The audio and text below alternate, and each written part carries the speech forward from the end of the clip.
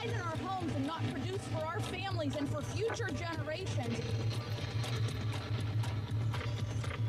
Thousands marched through the street. They're reacting to the new national lockdown. Tell me the law that I have broken. Tell me what law I have broken. You cannot tell me any law that I've broken. Protesters can't meet in groups of more than two under current emergency coronavirus legislation.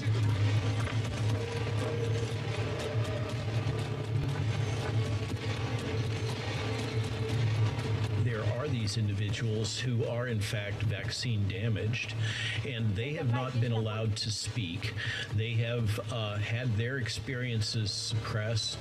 They have been demeaned. They have been gaslit, and they are.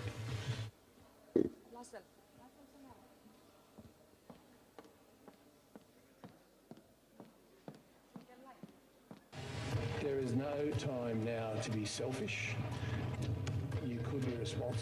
Good morning, ladies and gentlemen.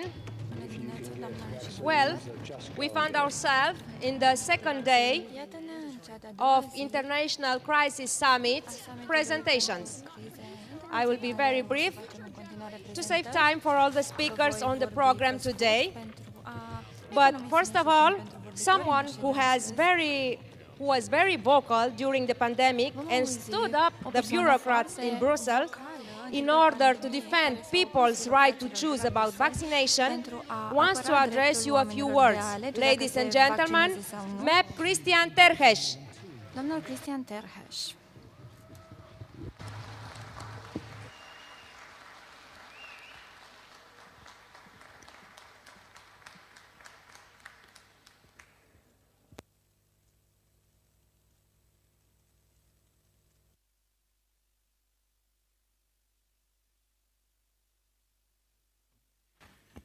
Good morning, guys. Bună dimineața, dragilor.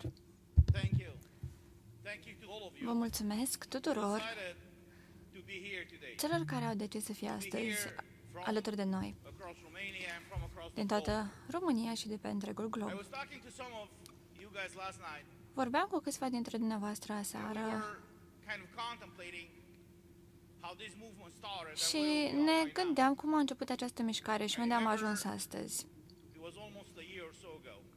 Acum un an și ceva, îmi aduc aminte că un coleg, Ivan, din Croația, a venit la noi, la Parlamentul European și a spus: voi știți că în Senatul de la Roma a avut loc un eveniment care se numea Summitul Internațional pentru COVID, prima ediție. Și au discutat despre aceleași lucruri despre care vorbim și noi la Parlament, despre efecte adverse, despre încălcarea drepturilor omului, despre tot ceea ce am văzut cu toții și toate problemele despre care vorbeam și noi la Bruxelles. Și i-am spus, nu știam. Vrem și noi detaliile de contact ale organizatorilor. Și așa am ajuns să vorbim cu doctorul Malone și cu câțiva alți colegi.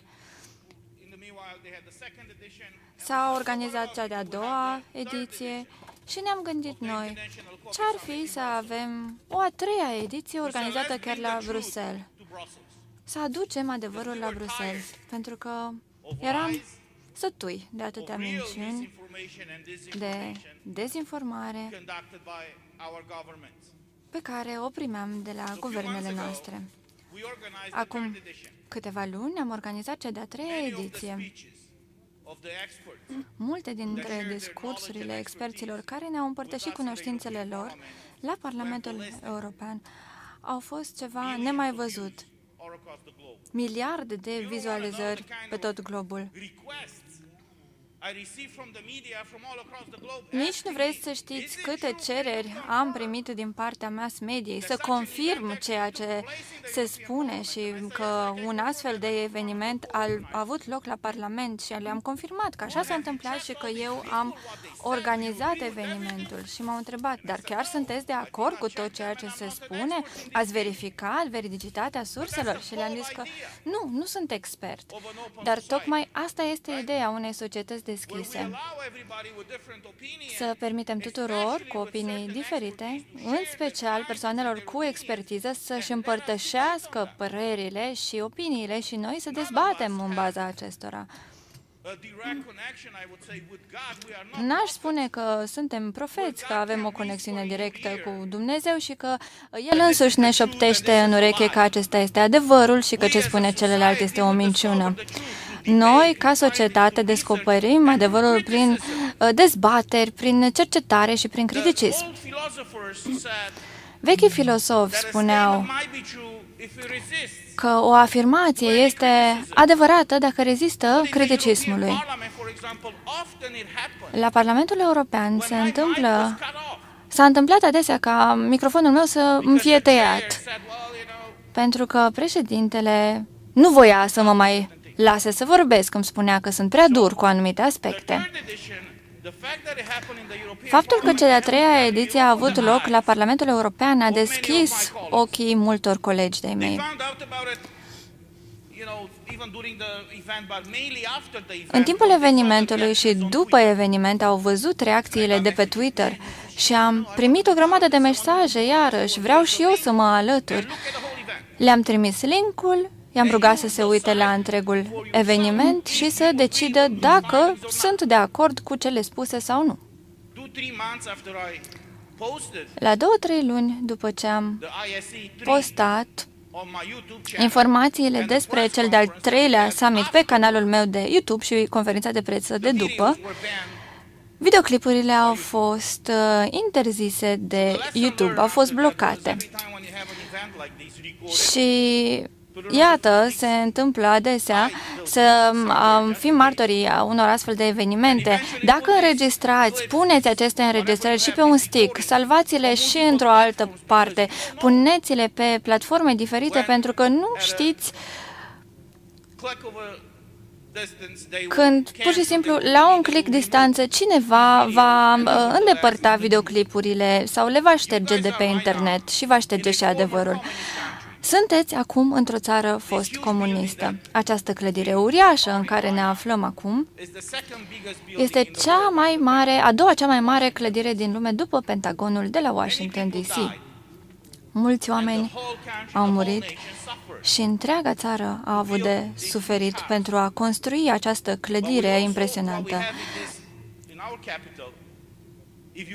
Dar dacă ieșiți în fața acestei clădiri și mergeți pe străduțe sau în piață, acum 30 de ani veți simți că oamenii aici au murit pentru libertate. Eu aveam 11 ani, sunt din nord-vestul României, dar și acolo s-au desfășurat lupte de stradă. Ne uitam pentru prima oară la televizor pentru mai mult de 2 ore pe zi, pentru că atât era rația în timpul comunismului. 2 ore. Și din cele 2 ore, o oră era destinată propagandei. În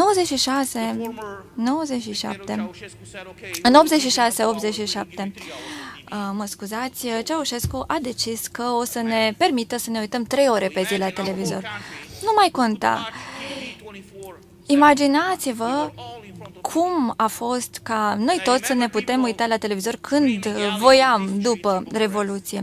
Îmi aduc aminte cum țipau oamenii pe străzile din București și spuneau că vom muri și vom fi liberi. Multă lume se întreabă la Bruxelles, de ce noi, câțiva membri ai Parlamentului European din Europa de Est, s-a luptat cu aceste măsuri abuzive în timpul pandemiei de COVID? Și răspunsul meu a fost tocmai din această cauză, pentru că noi venim din Europa de Est. Nu doar că știm ce este ironia, noi am trăit în ea. În mod evident, bunicii, părinții noștri ne-au spus despre comunism. Dar voi, cei din Europa de Vest, ați fost binecuvântați să trăiți într-o societate liberă după cel de-al doilea război mondial. Noi nu am fost. Experiențe precum aceasta pot fi împărtășite de orice român. Imaginați-vă cum este să crești și să te duci la coadă, să stai ore întregi, la 7-8 ani, să-ți cumperi lapte, carne, totul era raționalizat. Nu mâncai suficient pentru că nu exista suficientă mâncare. Nu aveai suficient nimic. Așadar, pentru noi, cei de la Parlamentul European, să ne dăm seama ce s-a întâmplat, a fost ca o trezire. Ne-am gândit că nu mai vrem să trăim în această societate și ne-am dus și am spus tuturor că nu este în regulă ca guvernele să oblige oamenii să se vaccineze cu produse pe care nici măcar nu le vor. Nu dezbat dacă așa zisele vaccinuri sunt bune sau nu. Asta este treaba experților. Dar ce spun eu ca oficial ales al acestei țări este astfel. Am dreptul și autoritatea legală și morală să impun un produs medical în corpurile cetățenilor? Da sau nu? Asta e întrebarea. Și când am dezbătut la Parlamentul European, i-am întrebat pe experții Comisiei. Votul meu pentru certificatul digital european va veni doar după ce îmi răspundeți la următoarea întrebare. Se poate să mor dacă te vaccinezi? Da sau nu? Și el mi-a zis, da, se poate, dar uite câți oameni sunt salvați. Și eu le-am zis, nu, asta a fost întrebarea. I-am întrebat din nou, se poate să mori după vaccin? Și au spus, da, dar și dacă iei Advil poți să mori. Am zis, poate că așa este, orice medicament are efecte adverse. Dar le-am spus că nu trebuie să mă puneți să votez o lege care să încarce atâtea drepturi. Și am întrebat din nou, se poate să mor după vaccin? Și mi-a zis un tip, da, din punct de vedere statistic, se poate. Și eu le-am răspuns, în acest caz, mă opun. De ce? Pentru că nu am puterea și nici autoritatea să mă joc cu viețile oamenilor. Nu sunt Dumnezeu și nu vreau să mă joc de Dumnezeu.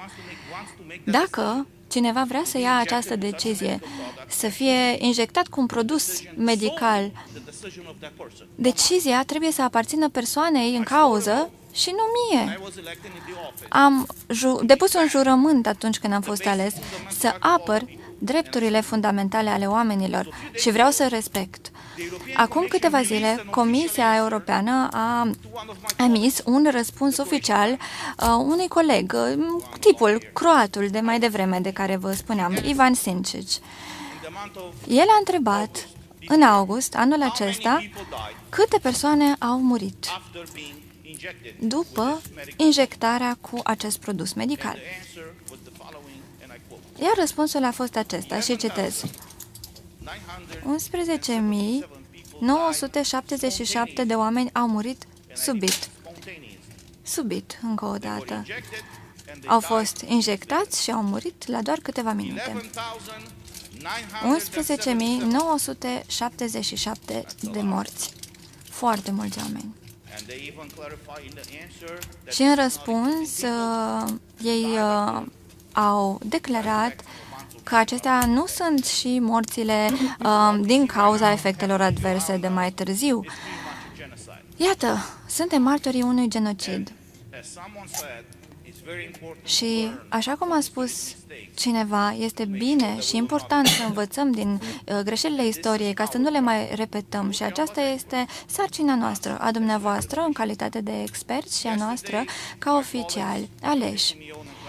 Ieri, colegii mei, George Simion și Claudiu Târziu, au spus niște lucruri foarte interesante. Expertiza dumneavoastră și declarațiile dumneavoastră în vremurile acestea grele a însemnat foarte mult pentru noi. Pentru că noi, în calitate de aleși, când suntem puși în fața acestei presiuni de a vota aceste măsuri nebunești, de obicei apelăm la argumente legale și raționale. Încă o dată, persoana trebuie să-și dea consimțământul informat pentru orice. Dar în acele vremuri, când dumneavoastră aveți aceste păreri publice în domeniul medical, cu atâta expertiză în spate și ne spuneați că nu este în regulă, noi înțelegeam că există un argument solid. Ieri s-a explicat de ce teama este atât de periculoasă în societate. Și este adevărat. Când vi se spune că o să muriți dacă nu faceți asta și cealaltă, pur și simplu intrați în panică și nu mai gândiți rațional. Acesta este motivul pentru care lumea noastră în care trăim este o lume în care trebuie să spunem adevărul. Nu contează dacă la început nu multă lume o să ne creadă sau o să ne urmeze. Doar trecerea timpului va demonstra dacă am avut dreptate sau nu. Și acum înțelegem că am avut dreptate să apărăm drepturile fundamentale ale oamenilor, de o parte și de alta, să luptăm pentru tot ceea ce am jurat că o să apărăm. În calitate de medici, trebuie să puteți să aveți dreptul de a prescrie medicamente potrivite pentru pacienții dumneavoastră. Este absurd ca eu, un ales, să votez în Parlament ce o să prescrie medicul la cabinet. Am spus asta la Parlament.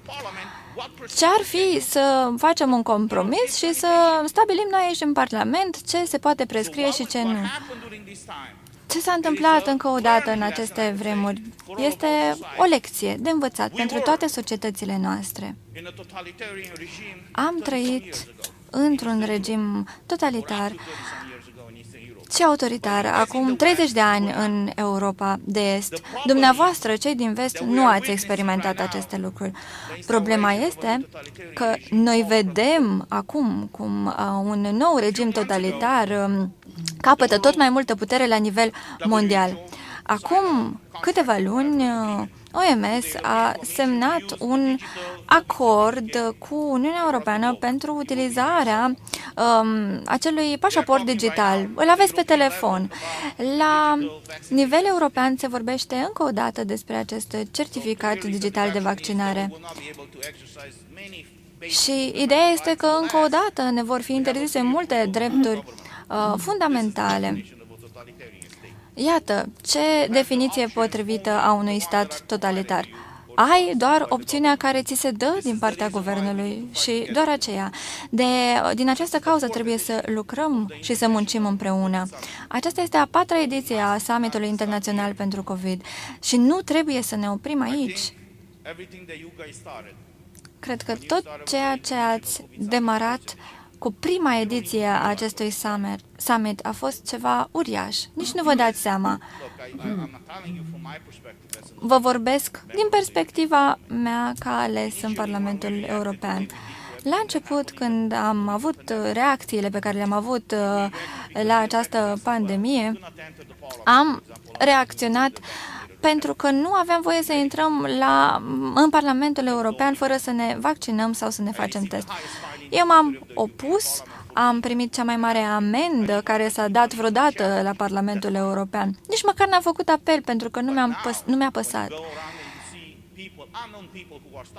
Dar acum, când vezi oameni necunoscuți care te opresc pe stradă și îți mulțumesc că ai luptat pentru noi, asta îmi spun oamenii.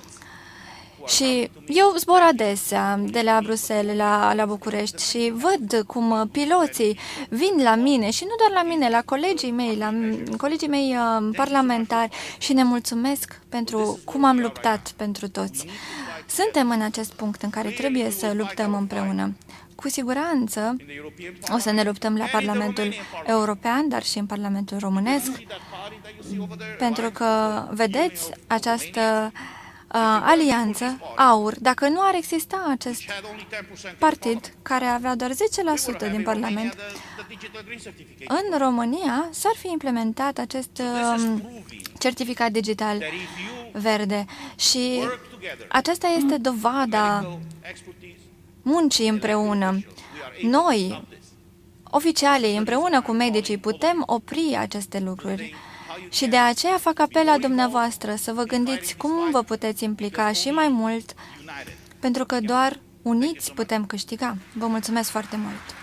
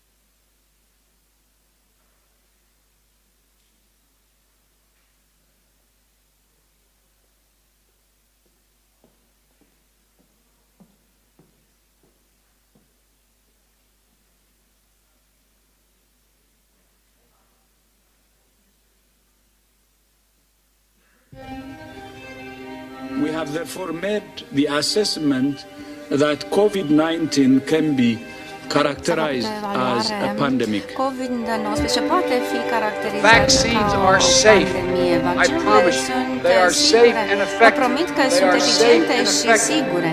If anyone chooses to not get vaccinated, Dacă ce alege să nu se vaccineze, face un rău public.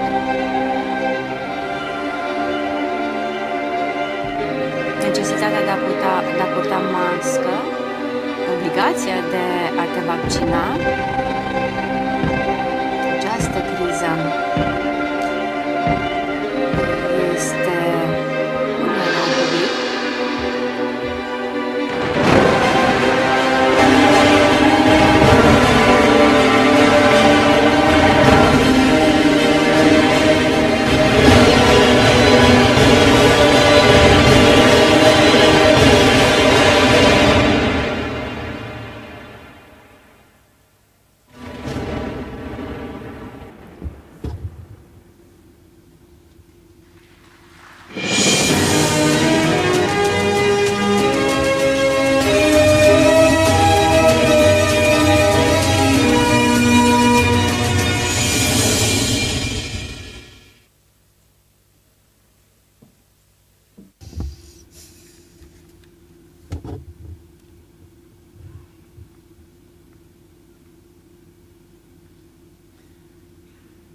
Good morning, everybody.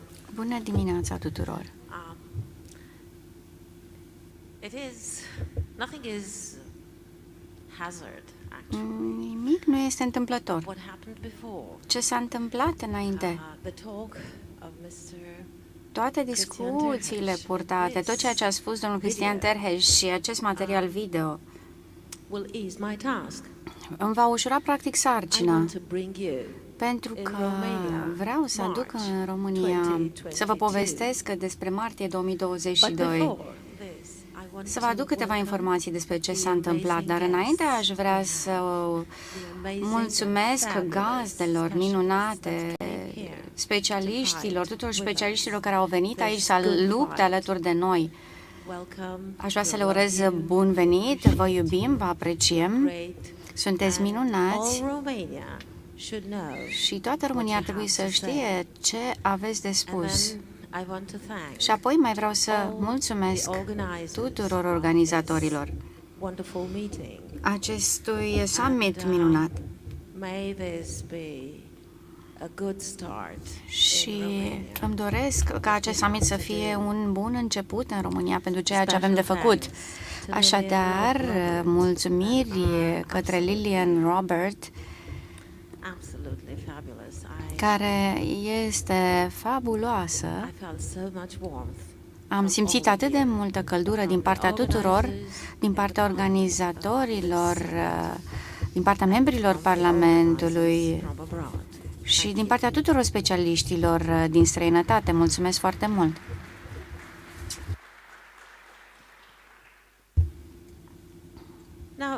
Acum,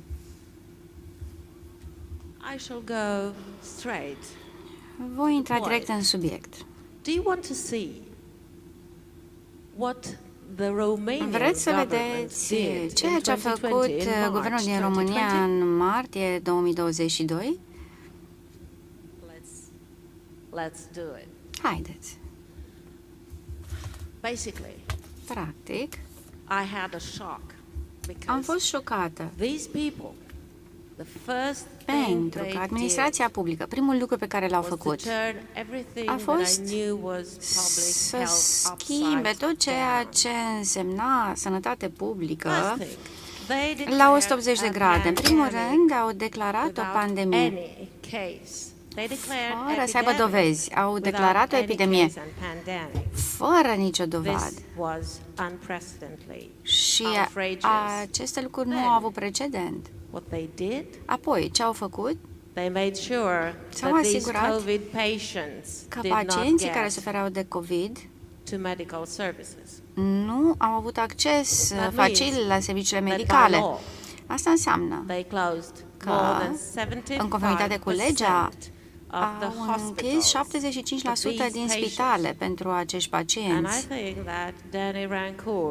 Și Denis Rancourt a menționat chiar motivele acestor inițiative și motivele creșterii mortalității, inducerii proteinei spike. Haideți să vedem mai multe. Inpatient beds closed more than 75%. S-au închis mai mult de 75% din serviciile medicale, paturile dedicate pacienților. Personalul de la urgență nu au mai lucrat cu acești pacienți, doar 10% dintre aceștia. Din personalul de la departamentul de urgență s-au ocupat de acești pacienți cu COVID. Basically, all the specialties were forbidden to work with these personalul de la mai toate specialitățile patients. nu au mai putut să lucreze cu pacienții, li s-a interzis să abordeze și alte patologii și pacienții care suferau de COVID nu au putut să beneficieze de tratamente specializate pe patologiile lor specifice. Mai mult de 75% din personalul medical din unități nu au putut să mai lucreze cu pacienții lor datorită acestei contaminări și aș vrea să spun mai multe în legătură cu acest lucru. Dacă e cineva care să dea răspunsuri, eu sunt aceea.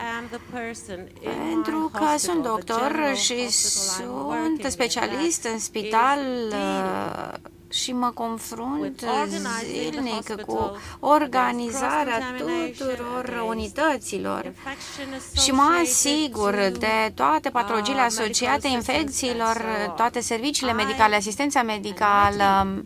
Eu și echipa mea putem să întoarcem un spital cu susul în jos și să-l reorganizăm așa cum considerăm de cuvință pentru a preveni orice fel de pericol.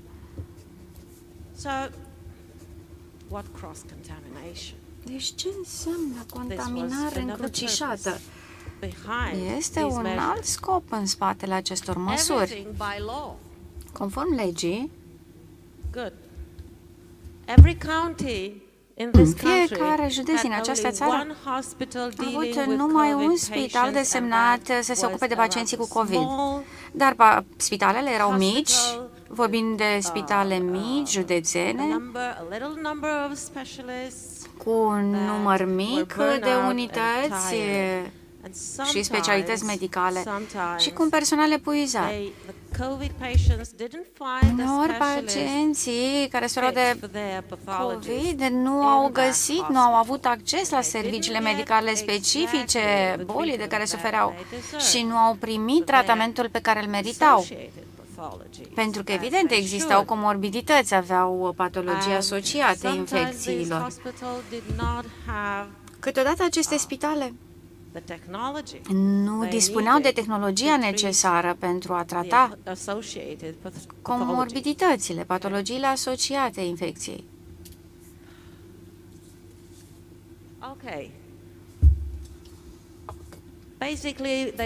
Practic, au vrut să ne sperie și au vrut să ne facă să credem că sunt mulți bolnavi. Așadar, conform legii, au spus că nu ar trebui să existe criterii clinice de a diagnostica COVID. Doar criteriile din laborator trebuiau să fie suficiente pentru a spune că o persoană este bolnavă de COVID, fie simptomatică sau fie asimptomatică. Așadar, au modificat protocolul de declarare a decesului. Doctor nu mai avea voie să decidă, să pună diagnosticul decesului pentru un pacient cu COVID. Mai ales când rezultatele testelor PCR erau pozitive, nu aveau voie să decidă nici măcar atunci că cauza decesului este COVID. conform acestui protocol, conform legii. Doctorii din spitalul meu au venit la mine și mi-au spus, doamna doctor, ce să facem? Pentru că tot ceea ce se întâmplă este împotriva ceea ce am învățat în universitate. Nu poți să spui că un pacient care are cancer în metastază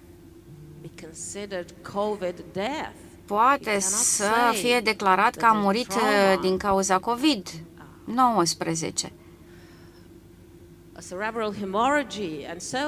Mai ales cei care au suferit de hemoragii severe, cum să le declarăm decese din cauza infecției cu COVID?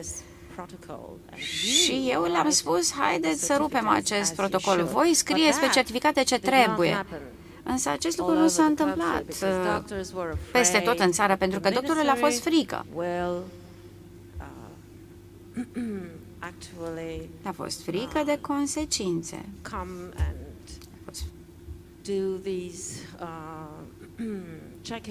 A fost teamă de verificări și de consecințele acestor verificări.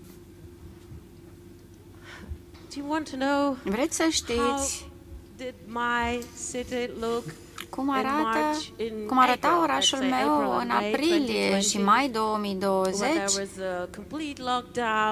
când s-a declarat lockdown, orașul era gol.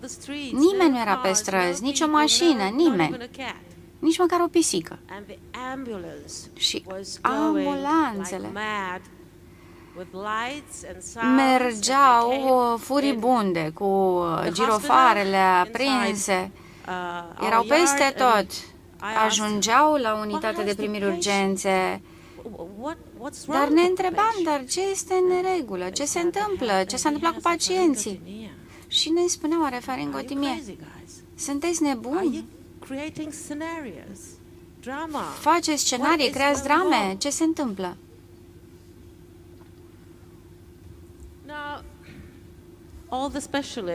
Toți specialiștii, tuturor specialiștilor le s-a interzis să lucreze cu acești pacienți, să-i trateze datorită acestei contaminări încrucișate, dar mulți specialiști au respins pacienții COVID. Chiar medicii de familie au refuzat să primească acești pacienți în clinicile lor, pentru că le era frică de această contaminare încrucișată. Le era frică de moarte.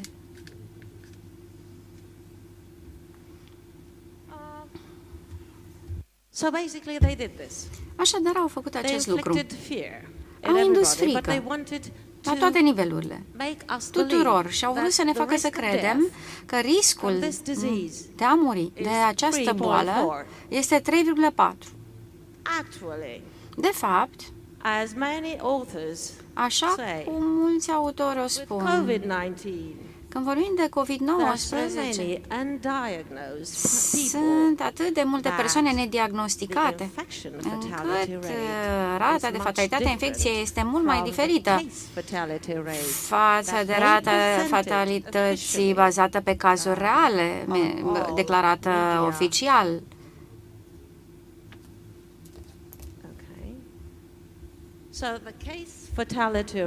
Așadar, rata de fatalitate bazată pe cazuri reale a fost declarată eronată și au vrut să ne facă să credem că este foarte mare. Numărul de decese în urma unei patologii divizată la numărul de cazuri confirmate și ținând cont de rata de fatalitate, iată, avem aici această formulă și acest rezultat. Oricât de mult aș vrea să cresc numărul de morți în certificate sau pe hârtie, nu pot să conving pe nimeni și nici ei n-au putut să ne convingă și o să vă spun de ce. Am încercat să aflu care este rata de fatalitate în urma infecțiilor. Am făcut eu aceste cercetări. Pentru că eu mă ocup de aceste investigații epidemiologice. Și asta am făcut. În mod oficial. Investigațiile epidemiologice sunt făcute conform unui protocol, dar eu am urmat propriul meu protocol. Oamenii au avut încredere în mine și am vorbit cu comunitatea mea. Și au venit la mine, au venit în spital și mi-au spus, doamna doctor, da, am aceste simptome și toate aceste probleme, dar știți ce? Jumătate din comunitatea mea le are, dar niciodată nu le-au declarat și nu le pot declara în 2020. Au făcut teste, dar nu au declarat. Și pisica mea știe, cred că pisicile știu cine e bolnav și cine nu. Dar nu au declarat, datorită restricțiilor. Between 2020 and 2023, între 2020 și 2023, rata de fatalitate bazată pe cazuri reale în mod oficial, iată, 1,96%. În 2020, rata de fatalitate bazată pe cazuri în mod oficial a fost declarată a fi conform celor de pe slide, 1,96%. Înainte, anul vaccinării. Haideți să vedem câteva cifre, ca să clarificăm. Pentru că așa numitul vaccin în România a avut o viață foarte scurtă, la începutul anului 2021. Ce s-a întâmplat? Care a fost adevărul? Pentru fiecare persoană declarată ca infectată COVID pe platformă națională a avut mai multe comorbidități și la fiecare persoană putem asocia încă alte persoane infectate nedeclarate. Așadar, mi-am făcut propria investigație epidemiologică și rata de fatalitate cauzată de infecții a ajuns la maxim 1,40%. În 2021, anul vaccinării. La începutul acestui an, ianuarie și februarie, rata de fatalitate bazată pe cazuri a fost de 3,48%. Dar de ce? Datorită acestor vaccinuri. Pentru că 2020 este un an în care nu a avut loc vaccinarea și rata a fost mult mai scăzută și vedem motivele pentru care au survenit aceste decese în 2020. Am prezentat toate motivele. Guvernul a pregătit toate aceste lucruri. Why did they declare in 2021? Au declarat în 2021 ceea ce nu au declarat în 2020. Sunt două motive. În primul rând pentru că aveau nevoie de certificate și dacă au ales să declare, practic au existat aceste 6 luni de libertate. Maybe the fear și poate teama în toamna lui 2021 a reprezentat un factor, pentru că varianta Delta, sub presiunea și a numitului vaccin, a indus frica. Am avut această variantă Delta, care a fost mult mai virulentă și mai contagioasă.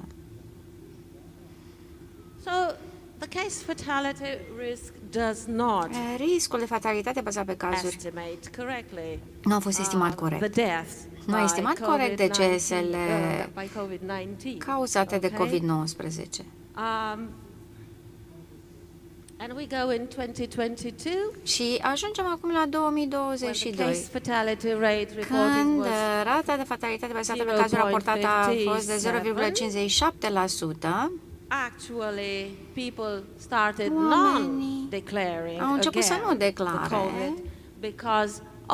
că sunt infectați de COVID pentru că varianta Omicron nu a indus atât de multă panică și nu mai aveam nevoie de certificate.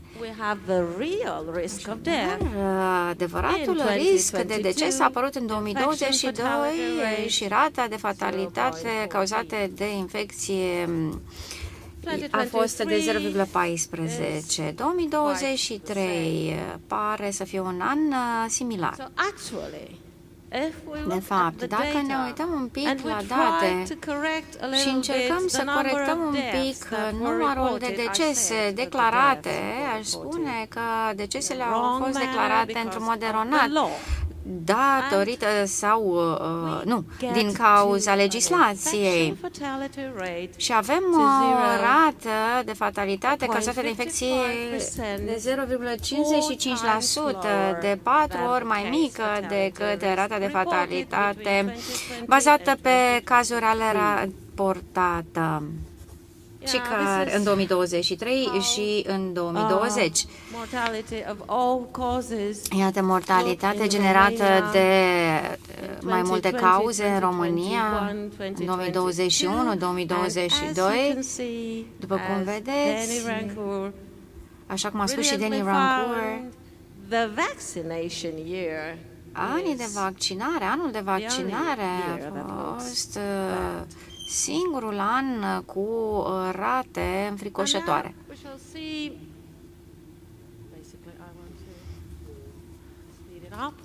O să mă grăbesc un pic.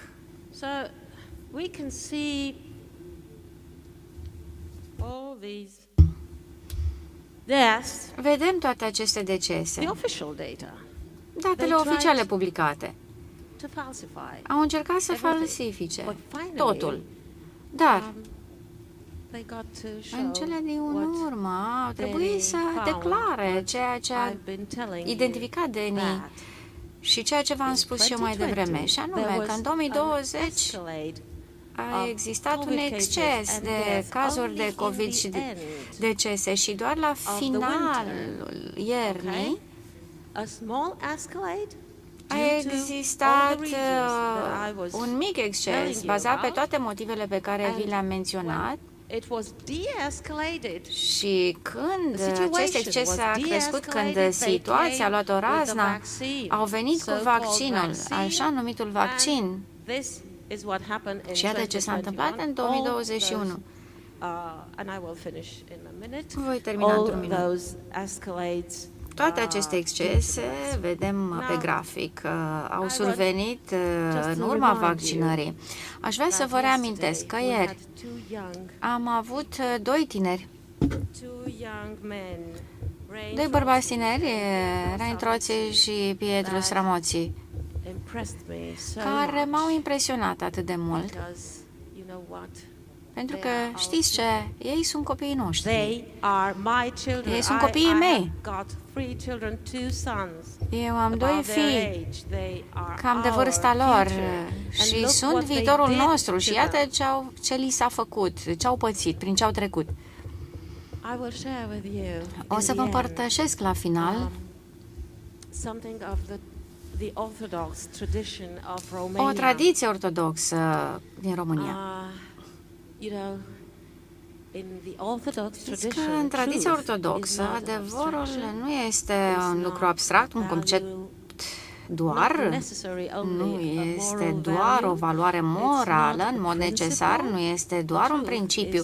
Adevărul este o persoană și persoana este Dumnezeu și cred că Dumnezeu ne-a adus pe noi aici la oaltă și ne-a adus alături de El, pentru că acesta este un moment esențial, crucial în istoria umanității și El vrea să ne unească pe toți pentru a lupta împotriva răului. Așadar, Dumnezeu să ne binecuvânteze și să ne ajute.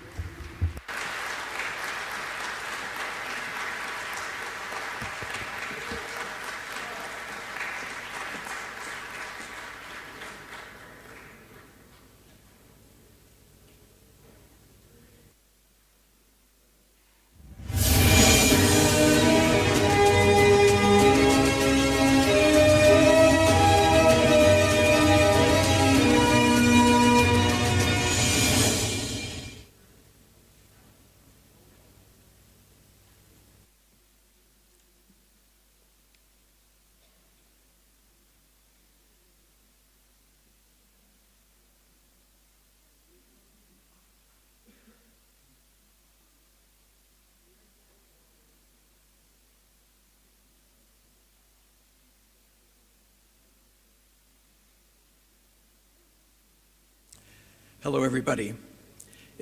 Bună ziua tuturor!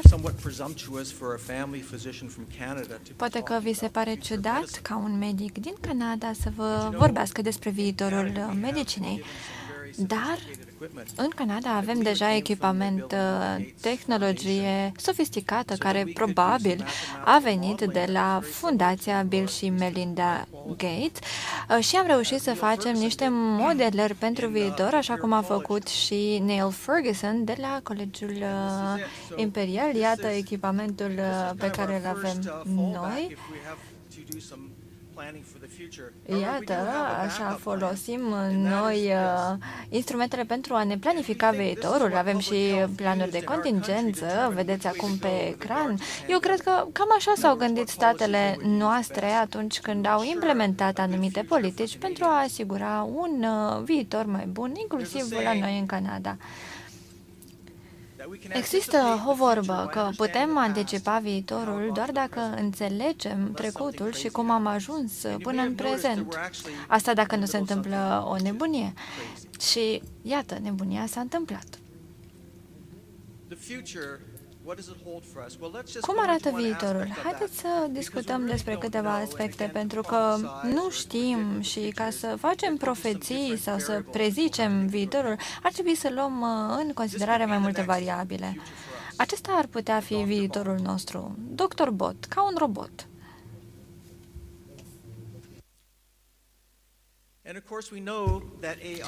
Și bineînțeles că știm că inteligența artificială ar trebui să fie mult mai deșteaptă decât noi, nu-i așa? Dar se pare că inteligența artificială de la Google ar fi putut să își ia examenul de licență medical cu o notă destul de bună. Se pare că inteligența artificială este cumva înaintea noastră sau se dezvoltă mai repede decât noi, dar întrebarea, este inteligența artificială mai empatică decât un medic adevărat? Nu știm. Și când am întrebat pacienții dacă ne pot spune care este cea mai bună caracteristică a unui medic bun, toți au spus că un medic trebuie să știe să asculte. Și vedem că în ultimul timp s-au introdus tot felul de dispozitive digitale și în medicină. S-a introdus telemedicina, prin care medicii vorbesc cu pacienții prin intermediul ecranelor și sunt tot mai îndepărtați de pacienți. Și bineînțeles că e normal să ne întreb de ce nu ar putea să intervină aici inteligența artificială și să se descurce și mai bine. Dacă ne uităm la caracteristicile unui medic bun, acestea ar fi următoarele. Pacienții vor empatie, dar nu mai vedem acest lucru în ziua de astăzi și când întrebăm medicii de ce nu sunteți mai empatici, ei spun întotdeauna că nu au timp. Cam 56% declară că nu au timp pentru compasiune și empatie. Și trebuie să ne întrebăm de ce nu mai au medicii timp de empatie pentru pacienți. Ideea este că medicii lucrează non-stop, pacienți vin, pacienți pleacă și asta este paradigma în care suntem blocați în medicină. O să vorbim despre acest tip de medicină alopată sau Rockefeller sau medicină modernă. Așadar, pacienții nu sunt vindecați, ci le sunt doar tratate simptomele. Li se tratează cumva manifestarea unei boli, simptomele superficiale. Oamenii nu se vindecă niciodată cu adevărat și vin iar și iar la medic.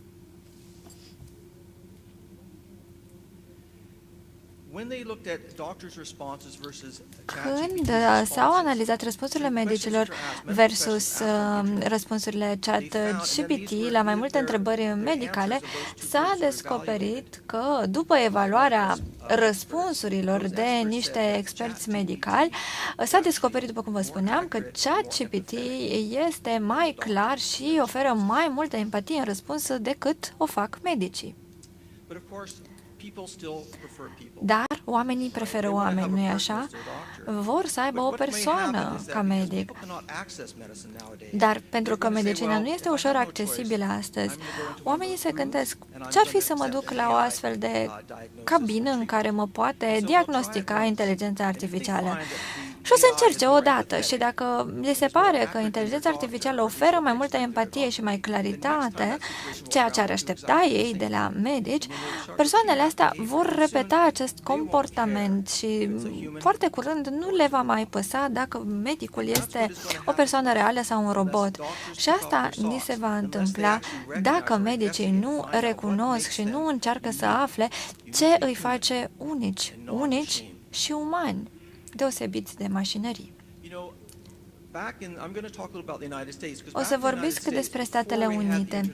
Acolo, înainte de crearea Asociației Medicale Americane și paradigma Rockefeller, avem foarte multe tipuri de tratamente din Europa. Erau foarte eficiente și foarte populare pentru că și funcționau. Nu vorbim despre medicina modernă. Dacă ne uităm însă la harta Statelor Unite, vom vedea medicii normali, în engleză regulars, și medicii anormali sau cei irregular în engleză erau medicii homeopați sau cei care foloseau ierburi, tratament cu căldură și cu gheață.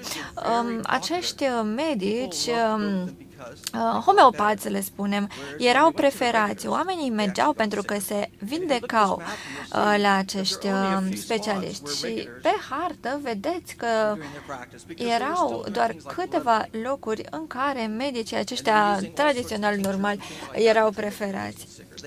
Și pentru că oamenii, de fapt, plecau și mai bolnavi după ce îi vizitau. Și astfel s-a fondat în anul 1847 Asociația Medicală Americană. De ce? Pentru că majoritatea medicilor nu erau plăcuți de societate și pentru că nu câștigau suficient bani comparativ cu homeopații. Medicii homeopați erau foarte ocupați, aveau pacienți pe bandă rulantă, dar ceilalți nu. Așadar, universitățile medicale au început să pregătească medicii aceștia normali tot mai mult, până într-un punct în care ei erau mai răspândiți decât homeopații. Dar, cu toate acestea, populația prefera să meargă la homeopat, cu toate că erau mai mulți medici aceștia, așa ziși, moderni, pentru că homeopaților le păsa de pacienți. Și apoi a fost introdus raportul Flexner. Flexner era un profesor angajat de Institutul Carnegie să analizeze cum arată universitățile și instituțiile medicale. Institutul Carnegie l-a angajat, dar Fundația Rockefeller l-a plătit pe atunci. Și imediat când au început să emită opinii cu privire la educația medicilor, medicii aceștia moderni de pe atunci au început să devină tot mai populari, pentru că raportul Flexner a închis anumite școli medicale și a început să interzică alte practici, precum homeopatia. Asociația Medicală Americană nu mai accepta aceste tipuri de tratamente homeopate și astfel s-au închis școli, femeilor nu le mai era permis să facă medicină și, de asemenea, nici afroamericanilor nu le mai era permis să intre în aceste școli. Lui Flexner sau acestui institut nu-i plăcea osteopatia, nu-i plăceau chiropracticienii și ceilalți terapeuți care pur și simplu au fost cumva dați afară din societatea medicală, iar medicii normali, moderni, erau preferați din motive politice. Se făcea lobby pentru acreditările lor și așa mai departe. Apoi a avut loc încă o lovitură în sistemul de sănătate american și canadian, și anume legea obligatorie a vaccinării copiilor. Așadar, companiile medicale atunci care făceau aceste vaccinuri nu erau făcute responsabile de eventualele efecte adverse. Iată, aici suntem acum, avem medicina Rockefeller, educația este controlată, avem o paradigmă modernă, avem Big Pharma, avem vaccinuri care duc la afaceri mari și la profituri uriașe. Așa au apărut aceste paradigme ale vaccinării copiilor în Statele Unite. Vorbim despre foarte multe vaccinuri care li se fac tinerilor până în 18 ani. Avem aici un studiu efectuat de doctorul Paul Thomas și James A.U.R. care arată că numărul vizitelor la pediatru al copiilor vaccinați versus nevaccinați. Copiii vaccinați sunt cu portocaliu, cei nevaccinați cu albastru. Și dacă ne uităm la afecțiunile pentru care copilașii merg la doctor, analizând numărul de vizite, vedem că copiii nevaccinați merg mai puțin la medic. Tot felul de afecțiuni respiratorii, astmă, otită, orice alte infecții. În fiecare caz se observă că copiii nevaccinați au mers mai rar la medic. Acesta este un studiu făcut pe un grup de control. S-au comparat bolile în rândul adulților, bolile normale, precum tensiune arterială și altele, care sunt normale odată cu îmbătrânirea. Cu toate acestea, am comparat aceste boli, afecțiuni normale, la persoanele vaccinate și nevaccinate. Se pare că 60% din persoanele vaccinate aveau o afecțiune cronică și din rândul celor nevaccinați, doar 5% dintre acestea, odată cu vârsta, se îmbolnăveau de o astfel de afecțiune normală, de altfel.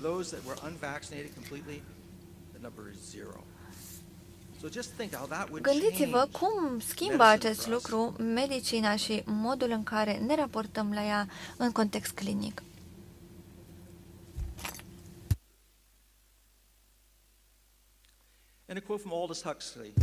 Un citat de la Huxley. Știința medicală a progresat atât de mult încât nu mai există oameni sănătoși. Apoi a venit un alt eveniment, vaccinul de COVID. Vedem aici un cerc hipnotic în spate, pentru că așa a început, nu-i așa, ca o hipnoză în masă. Și iată că a apărut vaccinul.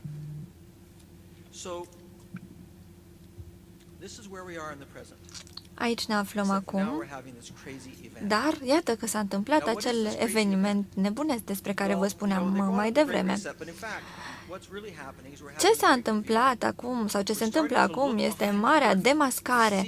Ne uităm și vedem după cortină, ne uităm în culise și ne dăm seama cine era acolo. Erau aceleași personaje care ne-au adus medicina Rockefeller sau cea alopată. Iată, lucrurile se schimbă și oamenii încep să vadă aceste lucruri.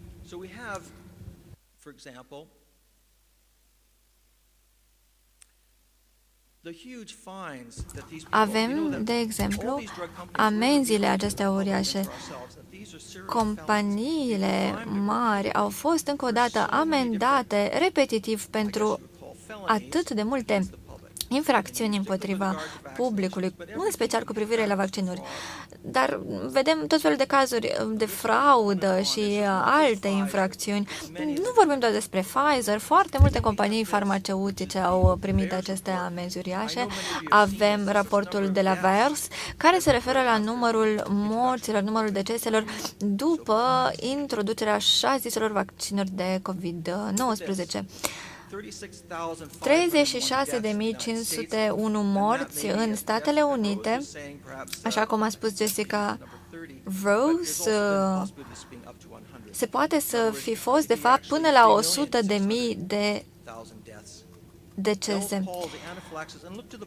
Uitați-vă, anafilaxie, persoane cu dizabilități, vorbim despre mai mult de 16.000 de persoane care au avut efecte adverse pe viață după vaccinare.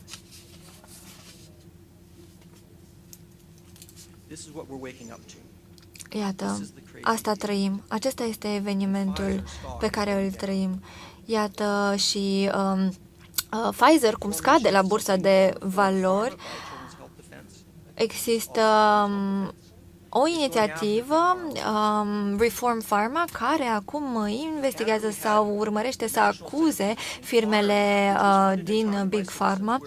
Avem acest proces în Canada, se numește National Citizens Inquiry și oamenii pot să vină să depună mărturii, să vorbească despre ce li s-a întâmplat după ce au fost vaccinați, de ce s-au vaccinat, cum au fost obligați să se vaccineze și care au fost evenimentele de după vaccin. Și esențial mesajul este că aceste persoane au fost tratate ca și cum ar fi fost animale. Și mesajul pe care l-am primit de la stat și de la medici este că dacă ai efecte adverse, ești de unul singur, nu te ajută nimeni, nimeni nu primește compensații pentru ce au trăit ca efecte adverse post-vaccinare. Iată unde suntem acum, oamenii au început să se ridice. Multă lume de aici, din sală și din țară, a fost în trecut cam ca persoana de pe al doilea rând care se ridică singură în fața opresorului în timp ce ceilalți stau cu capul plecat. Dar iată aici încep lucrurile să fie interesante când ne ridicăm mai mulți. Există în Canada o alianță a medicilor din țară care încearcă acum să educe cetățenii și să schimbe modul în care medicina este practicată la noi în țară. Avem biblioteci care pot fi accesate de cetățeni. Medicii postează informații, dar publicul nu are acces la ele. Tocmai de aceea s-a făcut această asociație și această platformă. În 2022 s-a făcut un studiu pe homeopatie. Oamenii au fost întrebați pur și simplu dacă consideră că au nevoie de homeopatie, iar 82% dintre canadieni au spus că da, ar prefera homeopatie în locul medicinei moderne. Și aproape 30% dintre canadieni au folosit au folosit serviciile medicilor homeopați mai mult decât cele ale medicilor tradiționali în ultimii ani. Și iată ce ne așteptăm de la piața de medicină homeopată, să-i spunem așa, până în 2032. Oamenii au apelat la aceste remedii atunci când tratamentele medicale clasice nu mai funcționau împotriva COVID-19 și se aplică în cazul tuturor terapiilor complementare. Până în anul 2032 vedem cum aceste tipuri de medicină vor deveni tot mai populare. În Canada am creat și o altă platformă la care oamenii pot apela pentru a găsi terapii alternative de medicină convențională și neconvențională. Acolo găsești practic acești medici și s-a creat o rețea deja. La asta ne așteptăm și pe viitor. Înapoi în viitor. Așadar, am vorbit despre medicii aceia convenționali și cei neconvenționali, homeopații. Cea mai mare amenințare acum pentru medicii convenționali este că nu o să mai fie nevoie de ei. Își dau seama, probabil, ei înșiși de acest lucru. Și de ce? Pentru că se pare că inteligența artificială deja îi înlocuiește. Pentru că ei urmăresc doar un algoritm, un ghid, și au pierdut umanitatea. Nu mai sunt medici umani. Nu au timp pentru empatie. Sunt blocați într-o paradigmă de tratare a simptomelor. Și acest lucru doar înrăutățește starea de sănătate a pacientului. Nu spun că nu avem nevoie de medicină de urgență, de chirurgie. Avem nevoie de acești medici pentru stabilizare. Dar când vine vorba despre bolile cronice pe care le întâlnim foarte des la clinică, 70% dintre pacienți au nevoie, de fapt, de un umăr pe care să plângă sau de niște ochi la care să se uite. Și iată ce simt pacienții noștri. De multe ori primesc doar un tratament sau o pastilă care nu tratează, de fapt, problema. Și iată, inteligența artificială programată de Big Pharma îți poate da aceeași prescripție care te trimite acasă să-ți iei medicamentul ca să te mai întorci și data viitoare. E un model foarte bun de afaceri, dar nu ajută oamenii cu adevărat. Și eu asta cred că înseamnă medicina viitorului. Ne vom schimba infrastructura.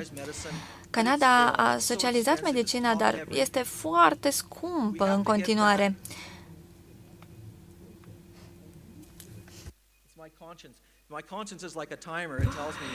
Simt acest temporizator și aud și în conștiință. Știu că mi s-a terminat timpul, dar termin imediat.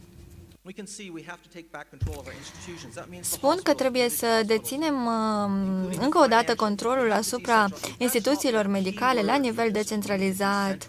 Nu mai avem nevoie de această centralizare, pentru că atunci când dăm puterea unei persoane sau unui grup restrâns de persoane, acestea vor deveni corupte. Oamenii trebuie să își asume responsabilitatea sănătății proprii și să se trateze preventiv. Trebuie să redăm suveranitatea persoanelor și acest consimțământ informat. Companiile farmaceutice trebuie trase la răspundere pentru ceea ce fac prin medicamente și prin vaccinuri. Eu cred că nu avem nevoie de vaccinuri deloc.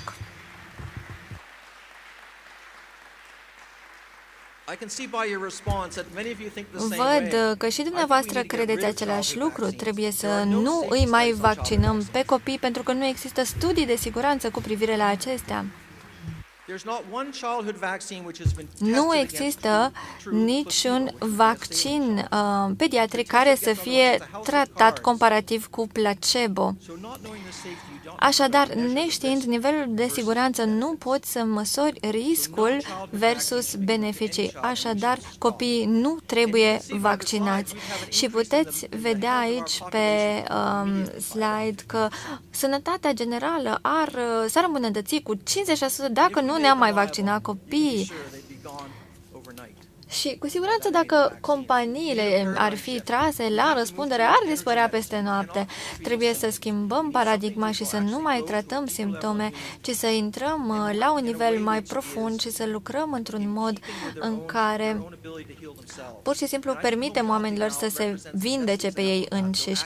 Homeopatia este un model foarte bun. Acupunctura trebuie adusă înapoi în clinici. Trebuie să avem în continuare, bineînțeles, medicină de urgență și de stabilizare, chirurgia, dar trebuie să nu mai folosim toate aceste tratamente opresive. Dacă îi dai unei persoane cortizon, de exemplu, pentru o afecțiune, s-ar putea ca cortizonul să ajungă în plămâni și să ducă la astm. Și asta se întâmplă când tratezi ceva superficial, boala este suprimată, ea rămâne în corp și va înrăutăți starea de sănătate. Avem nevoie așadar de remedii homeopate. Trebuie să ne ocupăm de minte, corp și spirit. Există problema umanistă versus inteligența artificială. Ce vom alege pe viitor? Probabil aceasta este cea mai mare amenințare, pentru că în spatele inteligenței artificiale orice poate fi implementat. Ca pe Google, când cauți ceva, apar rezultatele ca urmare a algoritmilor Google. Apare ceea ce Google vrea să apară prima oară.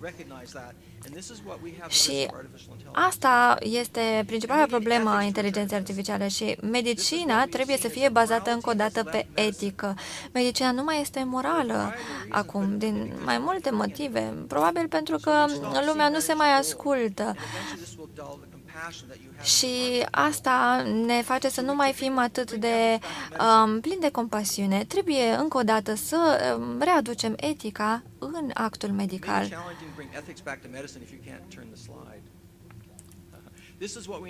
Asta trebuie să facem, cred eu. Trebuie să ne uităm la conștiință, trebuie să înțelegem relația părților în întreg. Dar prin această etică vrem, de fapt, să trezim încă o dată conștiința la realitate, să știm ce este bine să facem sau nu. Am depus jurământul de a proteja pacienții și trebuie să avem această motivație intrinsecă. Asta înseamnă să avem mai multă conștiință. Și astfel vom avea noi capabilități, vom avea voință din nou, puterea de a pune ceea ce știm și ceea ce ne spune conștiința în acțiuni. Iar apoi vom intra până în profunzime și vom înțelege ce înseamnă ființa umană. Ființa umană nu este inteligența artificială și nici o mașinărie. Pentru că noi, ca oameni, transcendem aceste lucruri. Și când aducem această înțelegere în actul clinic, vom schimba medicina. Și asta vrem să facem. Vă mulțumesc!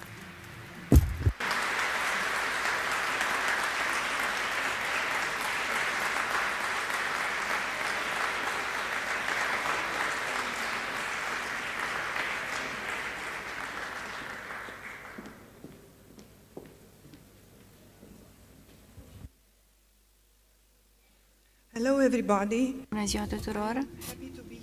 Sunt bucuroasă că sunt aici alături de oameni care gândesc ca mine.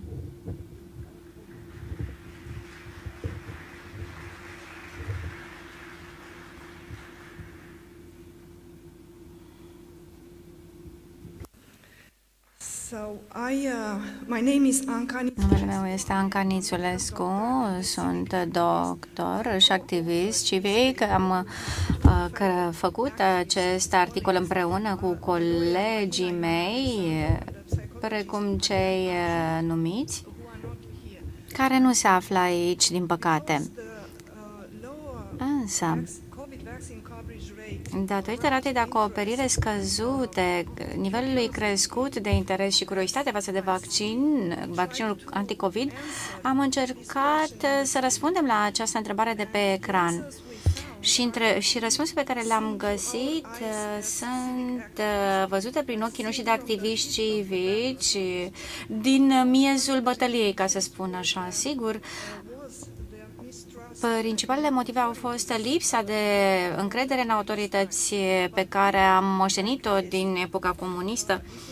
Însă, dacă ne uităm un pic la toate celelalte țări comuniste, România este una cu o poziție foarte scăzută în topul țărilor cu acoperire mare de vaccinare. Vaccinarea în România a fost impusă, însă nu a fost obligatorie. Și vorbim de 2017, când această lege a fost propusă și aprobată în Parlament, a fost votată de către Senat, în ciuda multor schimbări, modificări ale legii în octombrie 2017 și apoi legea a fost trimisă în Camera Deputaților, care se află în Parlamentul României, și vedem că a fost votată în noiembrie 2017 și o să vedem continuarea, ce s-a întâmplat după. Și anume a început o bătălie aprigă. Și vedem în imaginea de mai sus, pe partea stângă, Comisia de Sănătate din Senat. Au fost atât de mulți oameni în sală, încât mulți stăteau în picioare, nu erau suficiente locuri. Și eu eram acolo după ce tocmai făcusem o declarație către mass media în ceea ce privește informații false și circularea și transmiterea acestor informații. Au fost multe proteste la vremea respectivă. Unul dintre cele mai impresionante a fost, iată, acest lanț uman în jurul Parlamentului României și imediat ce a fost votată această lege, iată, oamenii au ieșit, au înconjurat zidul Palatului Parlamentului și au protestat astfel împotriva vaccinării obligatorii. Și au spus că nicio procedură medicală nu ar trebui să devină obligatorie conform legii, pentru că asta ar deschide porțile multor altor abuzuri. Și în 2017 eu chiar am trecut printr-o experiență traumatizantă atunci, pentru că eram o doctoriță inocentă, harnică, în Parlament. M-am confruntat cu aroganța membrilor Parlamentului, care aveau metode foarte bune de a intimida publicul, metode redutabile, și vreau să spun că partidul nostru nu se afla în Parlament atunci, au intrat în Parlament după alegerile din decembrie 2020.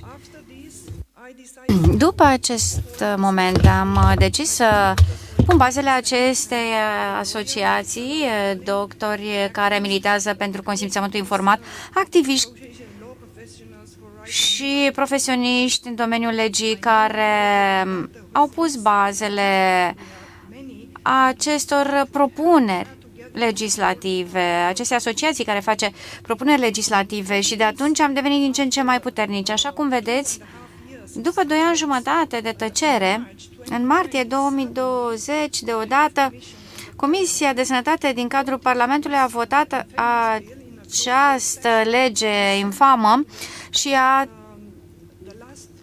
trimis-o către ultimul pas de aprobare, lanțul de aprobare, și anume către votare. Deputații urmau să o voteze și ziarele făceau anunțuri de ultimă oră în ceea ce privește vaccinarea obligatorie. Ce s-a decis oare în spatele ușilor închise? Ce s-a întâmplat? Au fost alte proteste în fața Parlamentului și apoi a survenit o altă perioadă de tăcere. Pentru că pe 15 martie 2020 președintele României a declarat stare de urgență. Așadar, într-un mod paradoxal, putem spune că închiderea Parlamentului ne-a salvat. Practic, am fost salvați de această stare de urgență pentru că Parlamentul nu a mai votat, nu mai a apucat să voteze această lege, pentru că, iată, au intrat și ei în stare de urgență. Așadar, a fost un glonț, cred.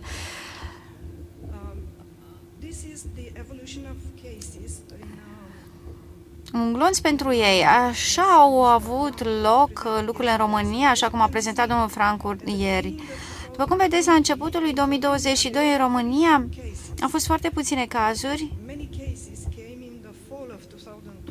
declarate în toamna anului 2022 și apoi în primăvara anului 2021 boli respiratorii care au înregistrat excese. Ulterior vedem o creștere rapidă a mortalității și o avem aici notată cu roșu pe grafic. În 2021, după campania de vaccinare, după ce a început în ianuarie 2021, toată lumea s-a așteptat ca numărul de decese și de cazuri să scadă, dar dimpotrivă numărul de cazuri a crescut. Ce s-a întâmplat apoi? Un alt motiv pentru care oamenii nu au vrut să se vaccineze a fost că în această fază incipientă a pandemiei, autoritățile au luat măsuri disproporționate și una dintre ele a fost spitalizarea forțată al tuturor celor infectați cu COVID conform testelor PCR și au fost foarte multe cazuri în România. Reglementările spuneau că toată lumea care a obținut un rezultat pozitiv la testele PCR trebuie să interneze și pot fi externați doar dacă au înregistrat rezultate negative la 2 teste consecutive PCR. Dar această măsură a avut un impact major pentru că testele PCR nu dau rezultate cu corectitudine maximă. Și rare au fost cazurile cu 2 teste consecutive PCR cu rezultate negative. Așadar, oamenii au stat în spitale, au fost țintuiți în spitale mai mult de 16 sau 60 de zile, dacă am înțeles corect. Așadar, sigur, populația a început să fie din ce în ce mai nemulțumită. De asemenea, crearea acestor spitale mobile în această fază a pandemiei au avut au determinat o nemulțumire majoră pentru că multe dintre ele nu au fost folosite și oamenii se întrebau ce se întâmplă, ce fac autoritățile, cum pot prezice valurile de îmbolnăviri, pentru că ei ne spuneau că noi construim aceste facilități pentru binele vostru, dar oamenii au început să fie din ce în ce mai suspicioși. Spitalele din carton au costat milioane de euro, au fost inaugurate peste noapte, dar n-au fost niciodată folosite. Așadar, ce au făcut oamenii? S-au plâns, cui?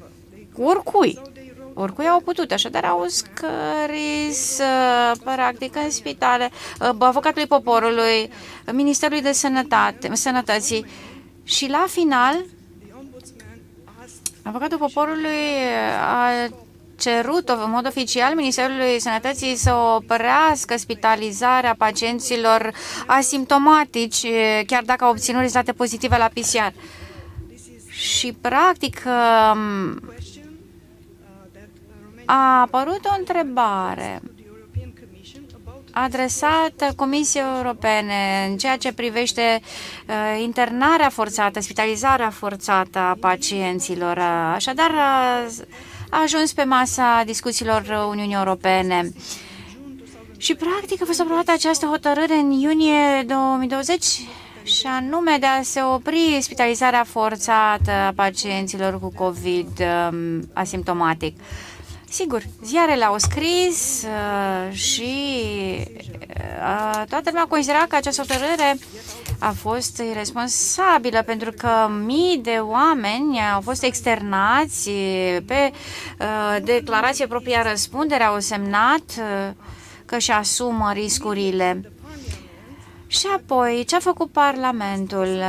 Au aprobat o altă lege infamă care se prevedea că pacienții asimptomatici, dar purtători a infecțiilor, trebuie să fie izolați. Deci cineva voia foarte mult ca oamenii să fie izolați. Chiar dacă Curtea Constituțională a aprobat hotărârea ca oamenii să se externeze, Parlamentul a venit din nou cu această lege.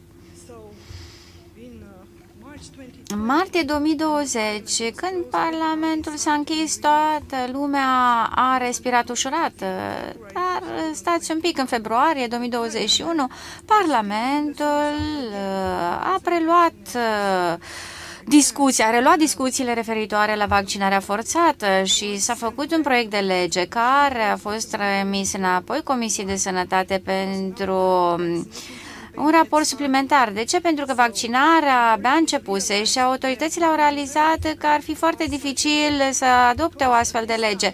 De ce? Pentru că la acel moment populația din România a înțeles pentru prima dată ce înseamnă vaccinare obligatorie. Asta ar însemna ca toată lumea să-și facă vaccinul. Așadar, au trimis proiectul de lege înapoi la Comisia de Sănătate ca să o îndulcească, să o facă mai ușor de acceptat și mai ușor de acceptat de către populație. Dar ce s-a întâmplat? A avut loc unul dintre cele mai mari proteste susținute în fața Palatului Parlamentului din România, cel mai mare pe care l-am văzut. Au fost 10.000 de oameni în fața Palatului Parlamentului. Și eu eram acolo. Și se pare că a funcționat. A avut efecte. Am ales să vă arăt câteva fotografii. Iată creativitatea populară. Acum, autoritățile au început să se îngrijoreze. De ce nu vor oamenii să se vaccineze? Ziarele din străinătate scriau despre noi că românii sunt cei mai idioți din Uniunea Europeană. Nu vor să vaccineze, trebuie să facem ceva în acest sens. Așadar, au făcut acest chestionar și vedeți, motivul cel mai mare pentru care oamenii nu voiau să se vaccineze a fost lipsa de încredere în vaccinuri. Mulți au răspuns că nu am nevoie de vaccin, alții au răspuns că se tem de efectele secundare. Așa cum vedeți, 3% au răspuns că deja au fost infectați cu COVID și au dezvoltat anticorpi și au măsurat anticorpii conform testelor din laborator. Și teste care au dovedit că ei au suficienți anticorpi ca să știe să protesteze în cazul în care sunt obligați să se vaccineze. Deci, practic, autoritatea și-a folosit încă o dată creativitatea, sperând că va reuși să vaccineze pe toată lumea. Așadar, s-au gândit că poate cârnații vor funcționa, vor ajuta.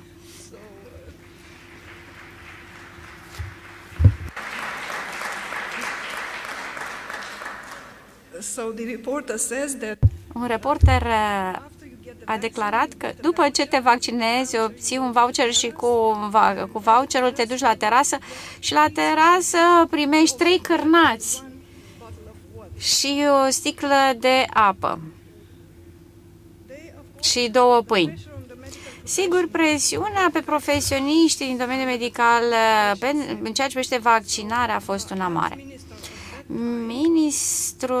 Ministra Sănătății la vremea respectivă i-a amenințat pe doctori spunând că pacienții au dreptul de a fi salvați, așadar nu pot fi puși în pericol de nevaccinare de personal medical care nu vrea să vaccineze în iunie, când toată lumea știa că oamenii care s-au vaccinat pot să se infecteze. I-a spus că personalul nevaccinat ar trebui să facă teste PCR în fiecare săptămână pe care să și le plătească.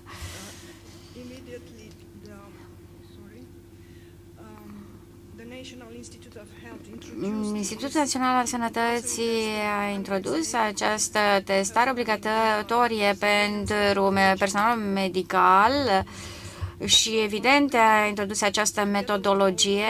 Ce am făcut împreună cu doamna avocată din echipa noastră, doamna Alexandru, am creat o notificare juridică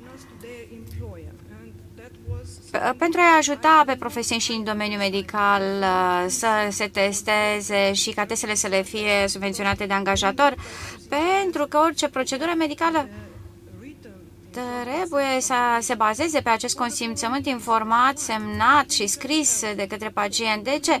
Sunt sănătos clinic. Pe parcursul activității medicale am fost avertizat și am avertizat în ceea ce privește protecția medicală și am purtat echipament de protecție. Am anticorpi pentru a mă lupta împotriva infecției COVID. Am dezvoltat anticorpi în urma ultimei infectări cu COVID-19.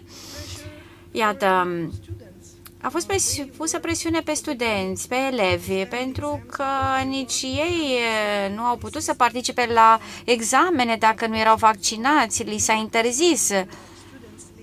Și, evident, Liga Elevilor sau Studenților din Iași a reacționat. În ianuarie 2023, pentru a încorona toate aceste campanii de vaccinare, Institutul Național de Sănătate din România a publicat această lucrare în care au prezentat utilizarea vaccinurilor. Așa cum vedeți,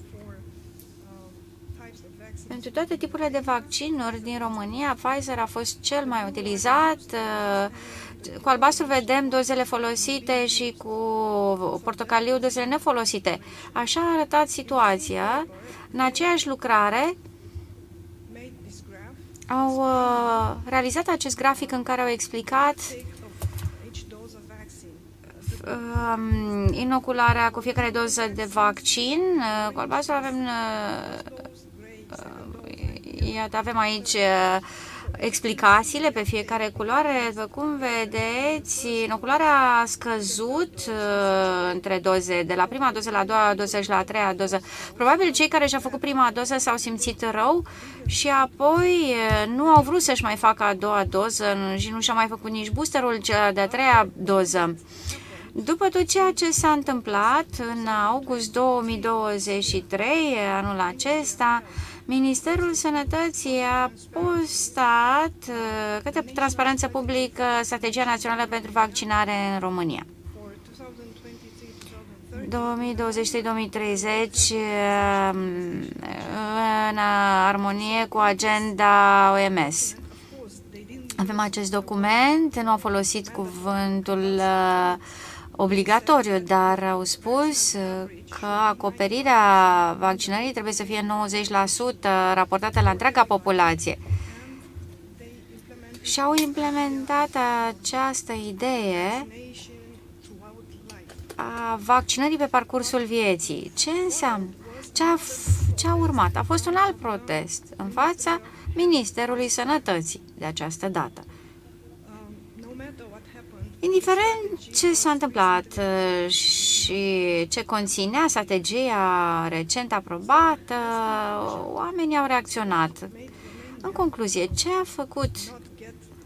a făcut pe români să nu se vaccineze împotriva așteptărilor? Sigur, teama și lipsa de încredere moștenită din vremurile comuniste. Un alt motiv au fost aceste încercări repetate de a impune vaccinarea obligatorie din partea autorităților, pentru că pare să fie un fel de obsesie a autorităților, care au vrut foarte mult să impună vaccinarea, așadar că oamenii au devenit din ce în ce mai suspicioși. Sigur, și aceste restricții disproporționate și logice care au împietat drepturile individuale. În multe cazuri am avut pacienți care m-au întrebat: doamna doctor, există acest virus? Nu știu pe nimeni care să fie infectat în jurul meu. Așadar, oamenii au concluzionat că autoritățile din România practic urmau o agenda ascunsă și conspirau. Îmi place să cred că un factor a fost eforturile constante făcute de activiști, protestele publice. Și îmi place să cred mai mult că webinariile medicale organizate de asociația noastră au avut impact și am încercat să transmitem informații reale medicale publicului, care astfel a reușit să reziste. Practic, ceea ce a contat cel mai mult a fost discernământul oamenilor în cele din urmă, pentru că românii s-au unit în momente cheie și uneori, da, putem spune că românii au devenit experți în a recunoaște minciuna, pentru că au fost mințiți foarte mult timp. Și iată, aș vrea să finalizez cu imaginea lui Dumnezeu, pentru că, iată, suntem oameni liberi și nimeni nu ar trebui să ne impună nimic. Mulțumesc foarte mult!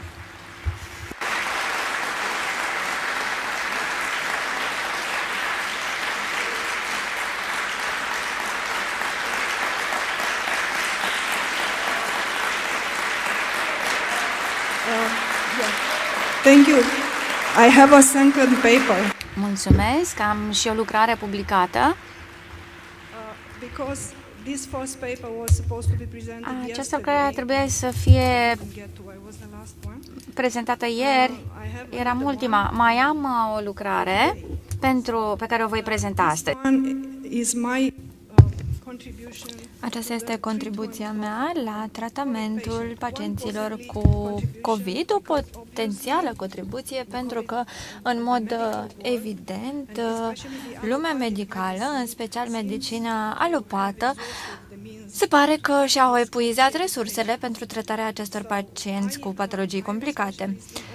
Sunt specialist în otolaringologie, sunt și homeopat, dar din 2019 am început să lucrez cu precădere pe partea de metale grele. Sunt foarte multe articole care arată că expunerea la metale grele este un factor de risc pentru COVID-19 și alte boli infecțioase respiratorii, pentru că duce la disfuncții respiratorii, reducerea funcției barierei, stres oxidativ, inflamația căilor aeriene și așa mai departe. Acest document arată că severitatea și mortalitatea la pacienții cu COVID este conectată în mod direct cu cantitatea de metale esențiale, zinc cupru seleniu, dar și metale grele din sângele pacientului.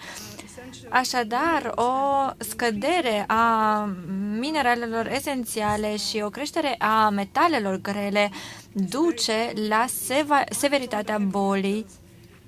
Pe lângă metalele grele, despre care cunoaștem că fac parte din tabelul lui Mendeleev, există această preocupare în lumea științifică pentru vaccinurile bazate pe hidrogel. pentru că se pare că stârnește sau declanșează un răspuns imun puternic și binevenit la persoanele injectate cu vaccin pe bază de hidrogel. Există articole care ne arată că hidrogelul ajută la livrarea susținută a antigenilor sănătoși.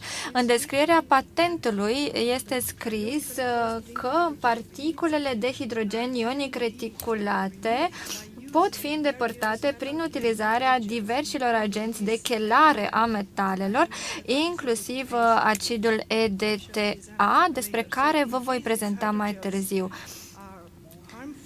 Dacă aceste hidrogeluri sunt dăunătoare, există o metodă de a îndepărta metalele grele de orice fel din organism. În clinica la care lucrez, Imunomedica din București, facem acest test de metale grele care nu măsoară doar metalele din sânge și urină. Metalele nu circulă prin sânge, ele sunt stocate la nivel de organe și de aceea folosim acest test în care li se dă pacienților mai întâi o perfuzie intravenoasă cu calciu și acid EDTA, apoi se colectează urina acestor pacienți după o oră sau o oră jumătate, se măsoară nivelul de metale grele din urină și din sânge și apoi verificăm și nivelul de minerale esențiale existente în organism.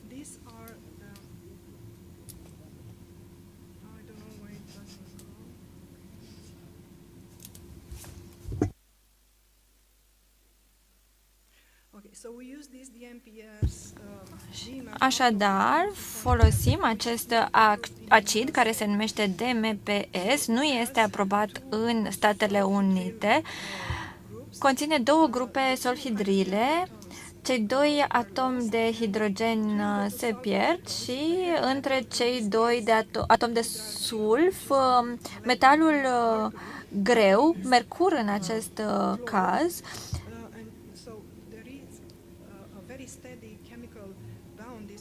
așadar, se formează o legătură chimică foarte stabilă și în acest fel metalul este eliminat în urină.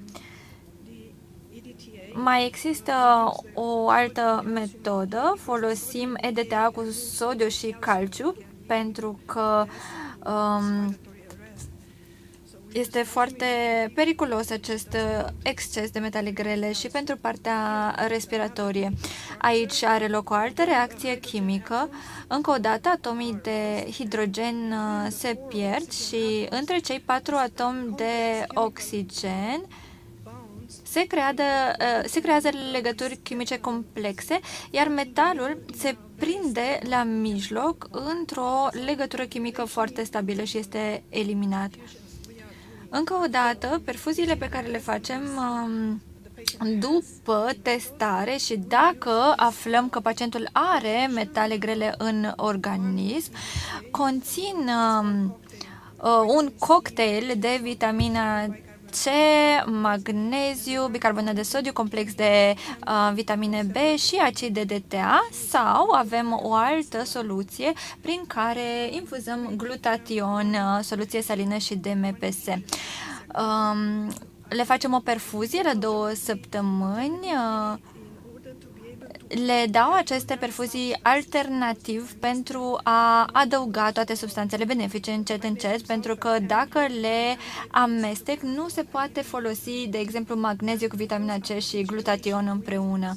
Și după fiecare chelare, pentru că așa se numește acest proces, oferim și alte suplimente pentru restaurarea mineralelor esențiale și după chelare verificăm nivelul de minerale esențiale, de asemenea și activitatea renală și hepatică, pentru că ele sunt organe de eliminare a toxinelor. Vă prezint 2 pacienți pentru că am puțin timp la dispoziție. Avem un bărbat de 60 de ani cu diabet tip 2, El este dependent de insulină de 8 ani, nu s-a vaccinat împotriva COVID, a avut boală într-un mod moderat, boala nu a fost foarte severă, dar a rămas cu o oboseală cronică și a slăbit foarte mult.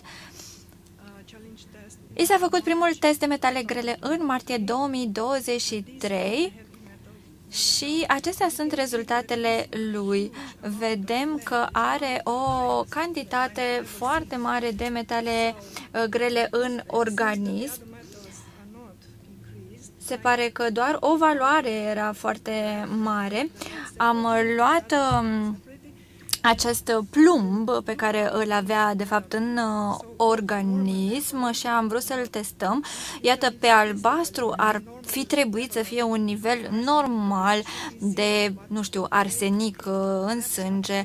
Ar trebui să fie în mod normal 0 toate aceste metale, dar există un interval normal acceptat. Pe lângă plumb se pare că avea foarte mult mercur și arsenic în organism.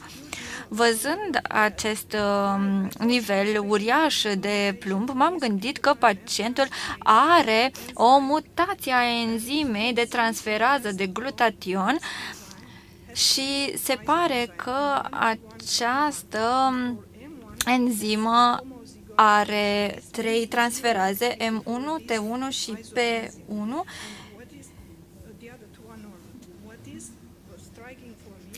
Ce m-a impresionat pe mine este, uitându-ne la comentarii, este că în populația caucaziană 50% dintre oameni au această mutație pe care am găsit-o și la pacientul nostru.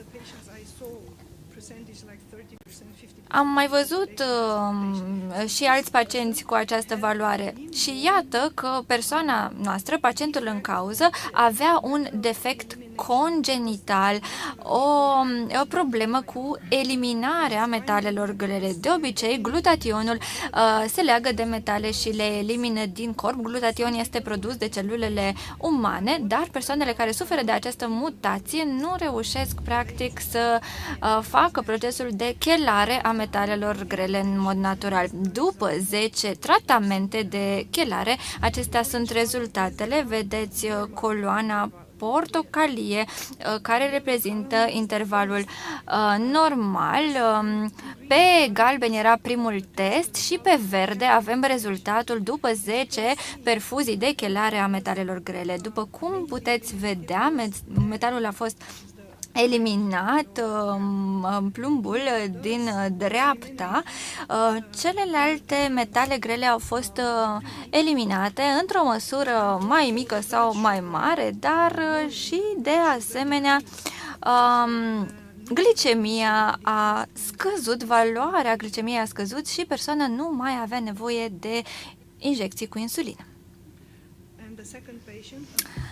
Cea de-a doua pacientă este o femeie care avea patologii, avea un cancer tiroid, a suferit o tiroidectomie în 2014, primea suplimente hormonale de atunci, s-a vaccinat cu 2 doze de Pfizer în decembrie 2021 și ianuarie 2022, a venit la o primă consultație în iunie 2022, se plângea de oboseală cronică, pierderea părului, parestezia a mâinilor și picioarelor, durere abdominală, balonare, scaune moi, foarte multe simptome. Așadar, i s-a făcut primul test în iulie 2022 și din câte puteți vedea, avea un nivel foarte crescut de aluminiu în corp, mercur, deși pare o valoare mică, este de 27 de ori valoare normală. Mangan, iarăși, era foarte mult în organismul acestei femei. Am început procesul de chelare și după primele 9 perfuzii se simțea mai bine. A rămas și însărcinată în această perioadă. dar în februarie 2023 a avortat. După aceea, în martie 2023, a început încă o dată chelarea cu 3 sesiuni și în timpul terapiei prin chelare s-a simțit mai bine. După oprirea celor 12 perfuzii, în total, simptomele au reapărut, dar nu au mai ajuns la severitatea inițială. În august 2023 și-a mai făcut încă un test de metale grele și aici puteți să vedeți în stânga cu verde intervalul normal, cu albastru vedem primul test de metale grele și cu galben vedem cel de-al doilea test după cele 12 perfuzii de chelare. În concluzie, există studii recente care arată că există o conexiune între expunerea la metale grele și severitatea și rata de mortalitate a bolii COVID-19. Studiile mai vechi arată că aceste metale grele influențează în mod negativ organismul.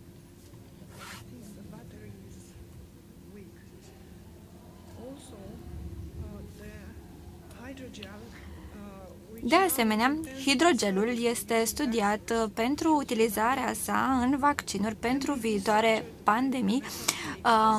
Hidrogelul este destructurat de aceste substanțe de chelare a metalelor. În Statele Unite se folosește doar acidul EDTA și nu de MPS, cum folosim noi. Deci, practic, una dintre cele două substanțe nu este aprobată încă în Statele Unite. Toți pacienții cu COVID lung sau reacții post-vaccin aveau o cantitate foarte mare de metale grele combinate în urină. Perfuziile intravenoase pentru chelare au fost eficiente în toate cazurile și au scăzut cantitatea de metale grele din corp, îmbunătățind simptomatologia pacientului. Tiparul de eliminare a acestor metale grele urmărește regula conform căreia în primul rând se elimină cea mai mare cantitate de metal și de aceea după mai multe sesiuni de chelare conform testelor, metalele care la început erau într-o concentrație mică apar să fie cumva într-o cantitate acum mai mare, pentru că substanța de chelare are o capacitate limitată de a se lega de aceste metale grele. Cu toate acestea, cantitatea de metale grele scade per total din organism. În concluzie, metalele grele nu sunt singura cauza a simptomelor, dar procesul de chelare, de curățare de metale grele, cu siguranță îmbunătățește viața pacienților. Ca o mulțumire vă arăt un dans românesc tradițional, dar din păcate nu avem sunet.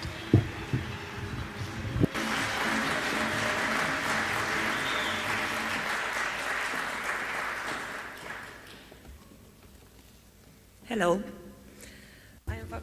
Bună ziua, mă numesc Alina Chelaru, sunt farmacist și sunt onorată să fiu aici astăzi cu dumneavoastră, alături de dumneavoastră, într-o astfel de companie extraordinară de oameni de știință care iubesc libertatea și adevărul și oamenii. Vă mulțumesc din inimă pentru toată munca pe care o faceți și efortul pe care le depuneți în aceste vremuri. Prezentarea mea își dorește să continue ceea ce a spus cu atâta energie colega mea.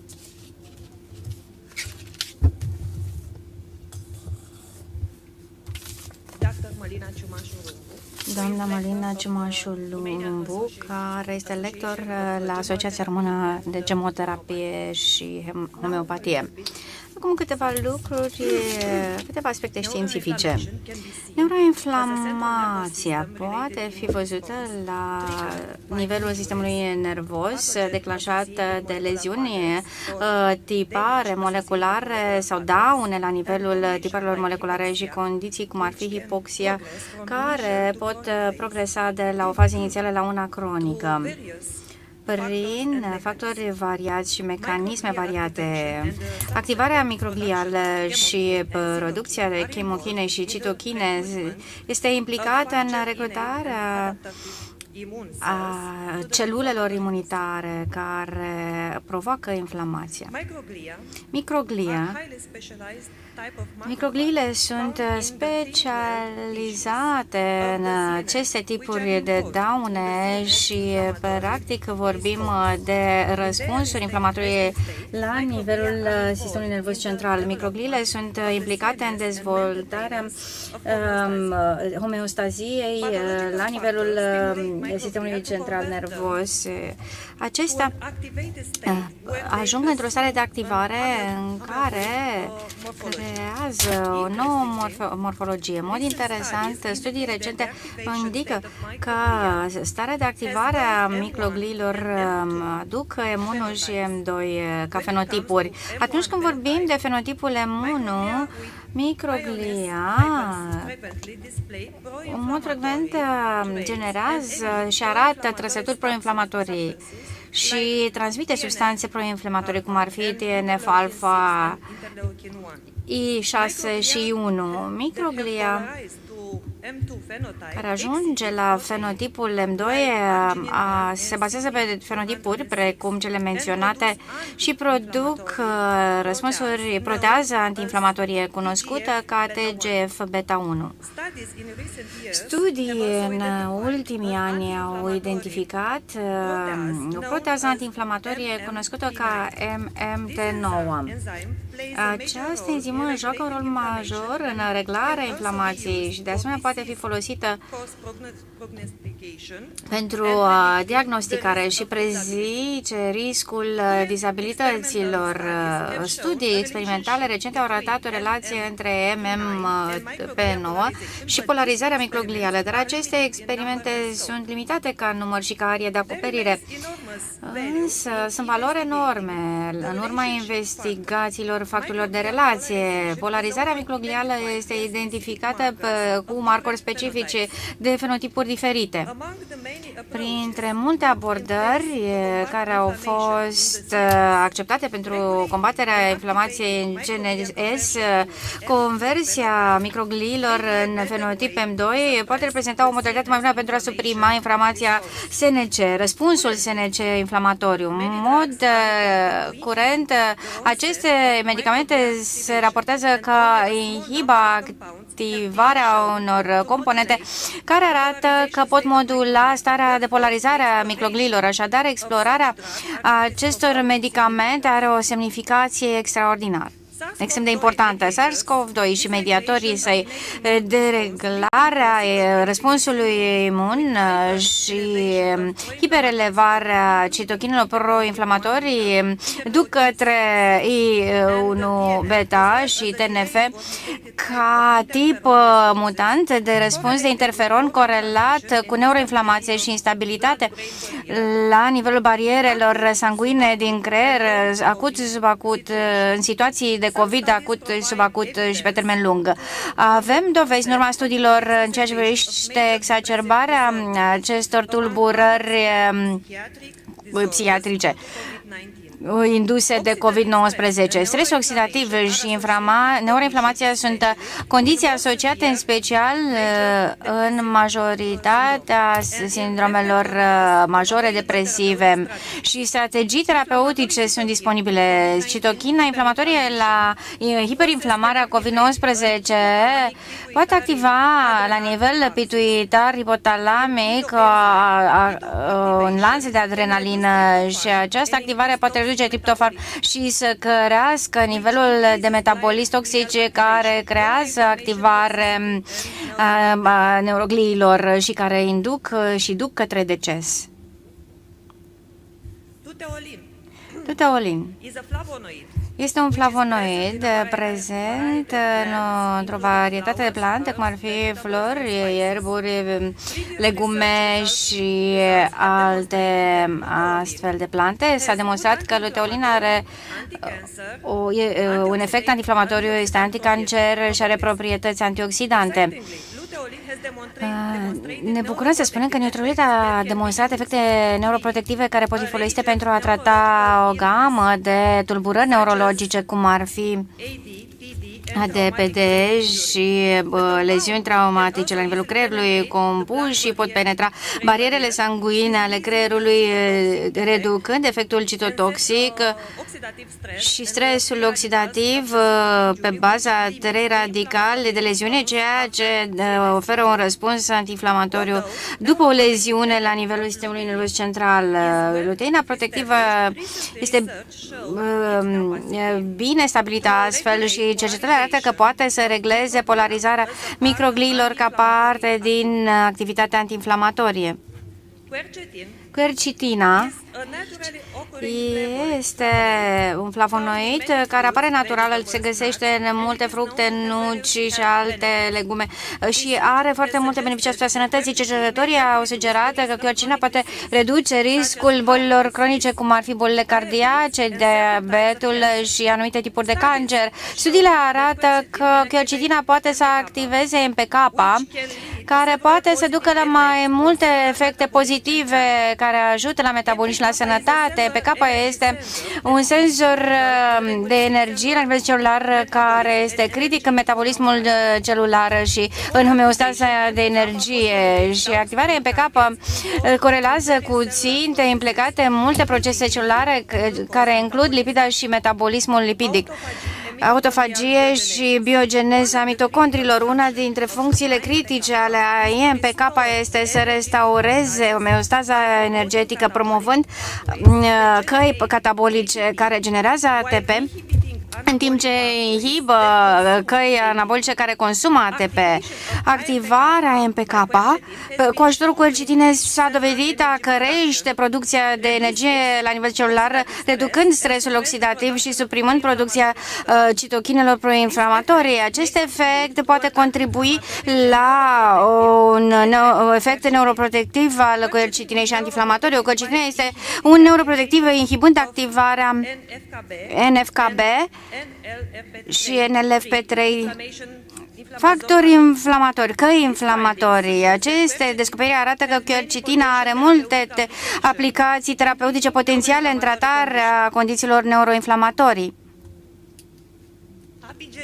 Apigenin este un flavonoid găsit în abundență în multe fructe și legume, care a arătat efecte importante în ceea ce privește controlul răspunsului inflamatoriu neuroprotectiv și efectelor antioxidante. Studii recente au demonstrat rolul crucial pe care îl are RHO asociat, proteina asociată RHO, în inflamația și sinteza citochinelor și în controlul activării microgliilor. Inhibiția activității ROC1 s-a raportat a activa un fenotip care poate contribui la efecte neuroprotective notate în urma inhibării ROC1 pe variate modele.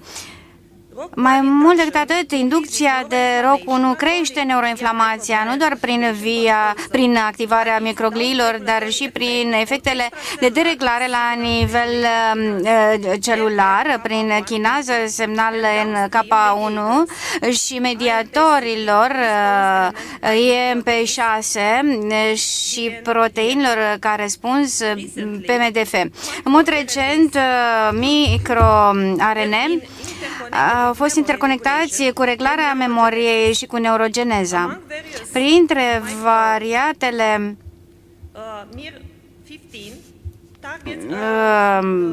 procese MIR16 a fost înlocuite anumite proteine la neuronii din hipocamp și asta crește exprimarea, crește supraviețuirea la apoptoză. Apigenin își exprimă efectele neuroinflamatorii prin MIR15 și prin gena ROC1. Tanferol este un flavonoid care are foarte multe efecte farmacologice, suprimând nivelul mediatorilor inflamatori și crescând antioxidanții și atenuând efectele neuroinflamatorii.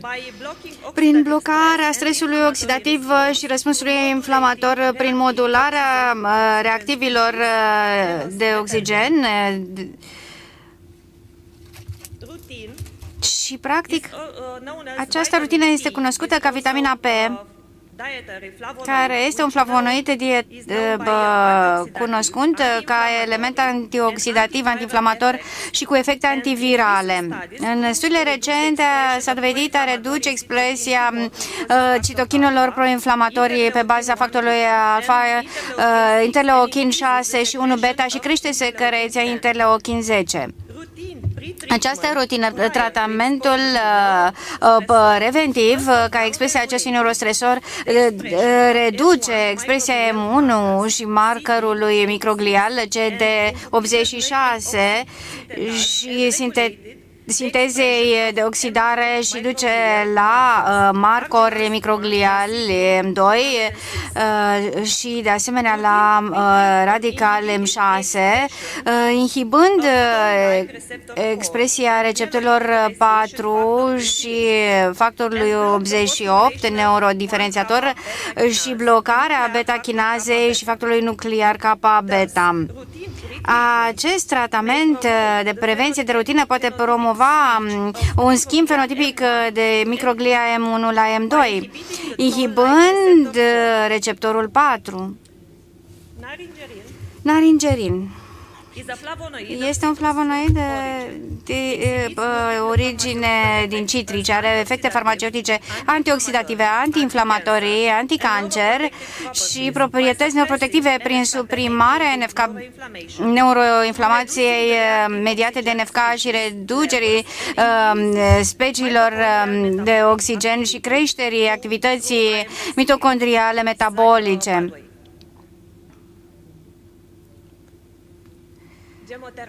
Gemoterapie este o ramură a fitoterapiei care se bazează pe țesuturi din plante proaspete și, de asemenea, la nivel experimental s-au făcut studii clinice de către domnul Paul Henry în 1950, cercetări care au continuat prin studii exhaustive și studii clinice realizate de domnul Max Teto, un medic militar. În zilele noastre avem cercetări exhaustive pe compoziția acestor țesuturi care au efecte neuroclinice și aici în România le avem pe doamna profesor Nelly Olah și echipa dânsei din Arad la Universitatea Vasile Goldiș. Ei sunt cercetătorii principali, o echipă de cercetători care este implicată în îmbunătățirea acestor capabilități în pe baza cerințelor medicinei moderne. Așadar, vă vom prezenta date recente publicate de echipa ei asupra acestui țesut care vorbește despre neuroinflamație și promovarea fenotipului M1 cu efecte proinflamatorii, mediator proinflamator.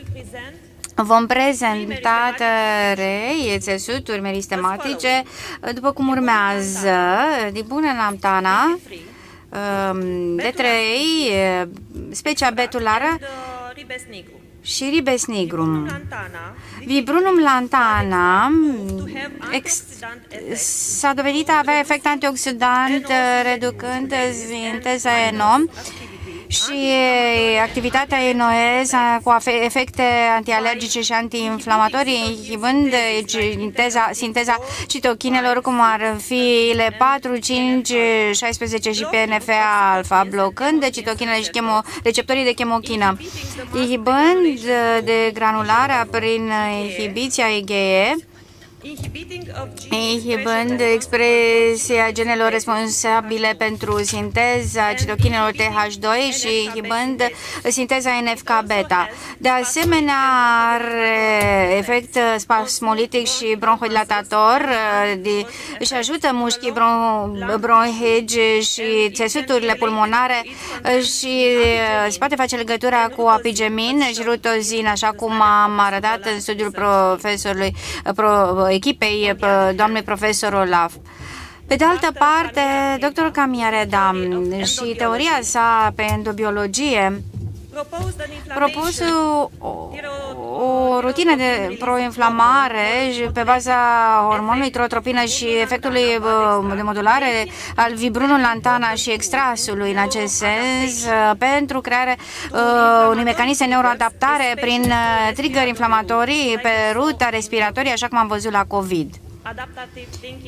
Această gândire adaptativă, cogniție îmbunătățită, vise, îmbunătățirea emoțiilor, specia betula și acest extras s-a dovedit a avea efecte antioxidante prin conținutul lor de fenol, în special la cotenante de hairutozil. Vorbim de cantități mai mari decât de betula pubescens, ceea ce promovează polarizarea microglia și reducerea neuroinflamațiilor. Dar cel mai bun țesut în ceea ce privește efect antineuroinflamatoriu este ribes nigrum, extractul MG. Într-un studiu recent, profesorul Nelly Olac și echipa s-a prezentat prima analiză asupra gemoterapie și extractul etanolic din muguri de coacăze și a demonstrat că sunt efecte antiinflamatorii și neuroprotective. 1 la 33 constituenți fenotipali. Aceștia sunt flavonoizi și ei sunt cea mai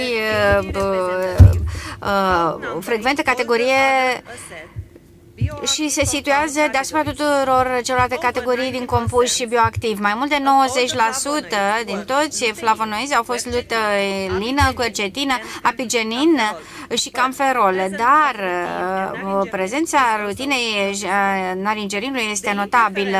Interferența flavonoidilor cu inflamația și sistemul imunitar a primit foarte multă atenție în ultima decadă. Pentru flavonoizii relevanți văzuți în coacăze și extracții gemoterapici etanolici, atunci când au fost analizați individual, diferite tipuri de proprietăți antiinflamatorii au putut fi notate. Studiul a avut ca obiectiv să aducă lumina asupra implicațiilor posibile ale coacăzei extractului betanolic gemoterapic în reducerea inflamațiilor, pentru că flavonoidul din extras s-a dovedit a genera proprietăți antineuroinflamatorie pentru a regla nivelul de PNF-alfa, indicativul activării microgliale și neuroinflamației. Pretratament cu extractul de etanol din coacăze ar preveni transformarea microgliilor ipocampului, care se coroboreze ulterior cu nivelul alfa pe baza 7 factori specificați. Așadar, extractul de etanol gemoterapic are un profil fitoconstituent care ar putea să depășească o fază timpurie a neuroinflamației, probabil neprelungind statusul proinflamatoriu al microgliilor. De asemenea, este posibil ca ceilalți compuși ai coacăzelor, vorbind de extractul gemoterapic, etanolic și flavonoidului naringerin și acidului carboxilic, acidului cafeic, ferulic și așa mai departe, și extractul alfa-linoleic pot induce mecanisme neuroprotective care să reducă relungirea neuroinflamației. Așadar, gemoterapia care folosește aceste țesuturi în mod sistematic în practica clinică oferă instrumente terapeutice pentru susținerea administrării neuroinflamației în situații complexe de infectare cu COVID. Avem neuroinflamație în SARS-CoV, avem neuroinflamație la COVID-19 și post-vaccinare, sindromul post-vaccinare. Avem substanțe care pot inactiva microgliile, dar odată ce este polarizată la nivel imun proinflamatoriu, fenotip proinflamatoriu, Sunt foarte puține soluții care mai pot fi administrate și care pot schimba M1 la M2, dar plantele pot face acest lucru. Așadar, cum este timpul să studiem pe cei care au supraviețuit pandemiei și să ne uităm la plante, la coacăze. Ieri, dr. Dumitrescu a spus în timpul pandemiei, dar și după pandemie, Dumnezeu, prin resurse naturale, ne ajută. Încă o dată. Nu există nicio problemă fără soluție. Mulțumesc foarte mult!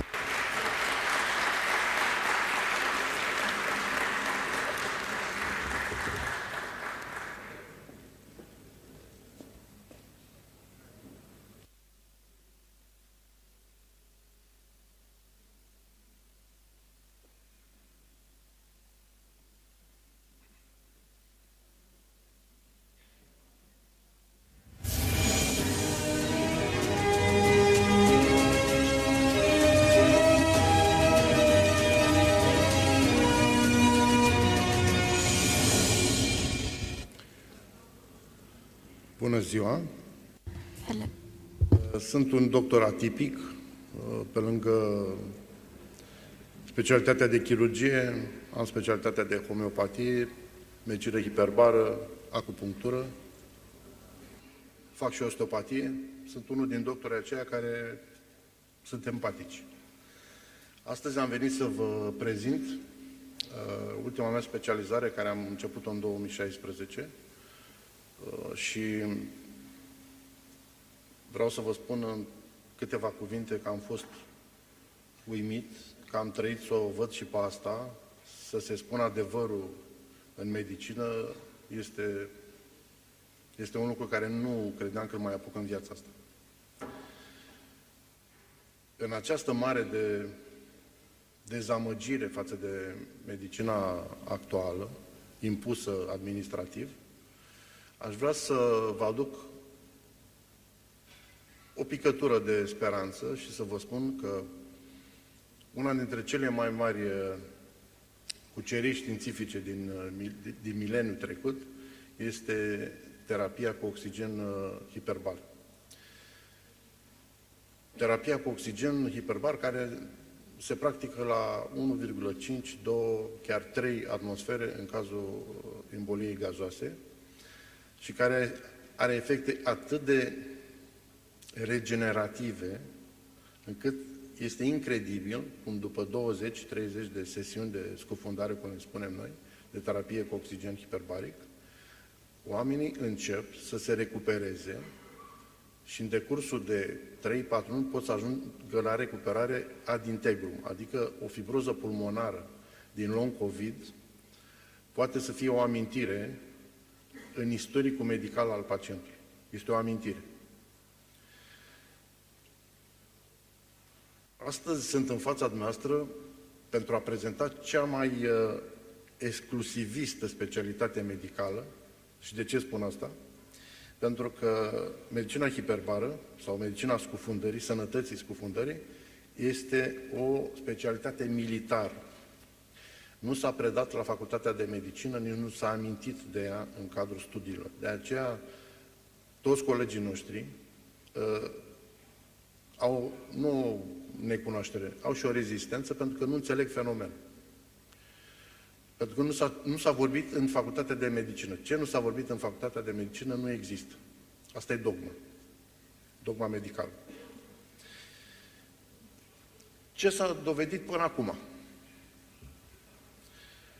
Din ceea ce știm, s-a folosit încă din începutul secolului trecut, dar foarte interesant, a început să fie foarte, foarte studiată, începând cu al doilea război mondial, 1942, când nevoia de a duce războiul în adâncime subaqual a fost atât de mare încât chiar au început să studieze realmente siguranța și sănătatea scufundării.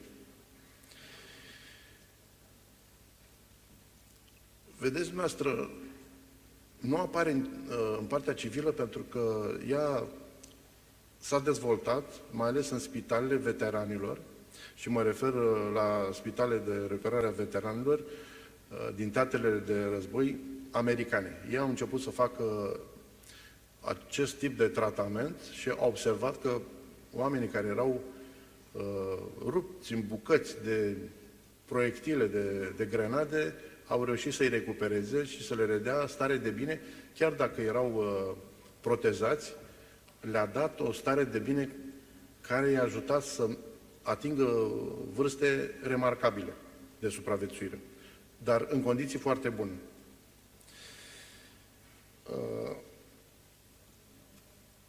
Ceea ce știm că aduce aportul de oxigen de 100% în timpul terapiei cu oxigen hiperbaric e că produce o creștere a oxigenului în sânge, hiperoxemia, iar în țesut un tip de creștere a conținutului de oxigen, hiperoxie. Bineînțeles că dacă nu se face cu un anumit grad de prevenție, pot să apară crize hiperoxice cu o componentă extrem de psihotică și convulsivă la pacient. Asta este intoxicația cu oxigen. Și pe termen scurt este foarte violentă. Nu lasă urme, nu produce leziuni care să rămână, să devină cronice, acest tip de intoxicație cu oxigen. Unde ați văzut intoxicația cu oxigen? În tratamentul aplicat la pacienții cu COVID, cei spitalizați. În momentul în care le puneau instalațiile de oxigen și le creștea numărul de litri de admisie a oxigenului în mască sau în acel balon pus pe cap, în acel moment organismul începea să intre într-o fază de apărare. Și ce făcea? Nu mai lua 4 oxigeni hemoglobina, a luat 2. Pentru că era foarte aproape criza hiperoxică. Și atunci, când le luau instalația de pe cap să-i hrănească, erau foarte alarmați că le scădea nivelul de oxigen din sânge. Și spuneau, dom'le, desaturează. Nu, era un rezultat fals pozitiv prin intoxicația indusă cu oxigen. Nimeni nu vrea să vorbească despre intoxicația cu oxigen, dar mă încurajați, pentru că în astea 2 zile este absolut incredibil ce s-a putut spune și ce s-a putut recunoaște aici și mă simt încurajat de dumneavoastră. Vă mulțumesc că existați tuturor doctorilor care au vorbit aici și farmacistilor.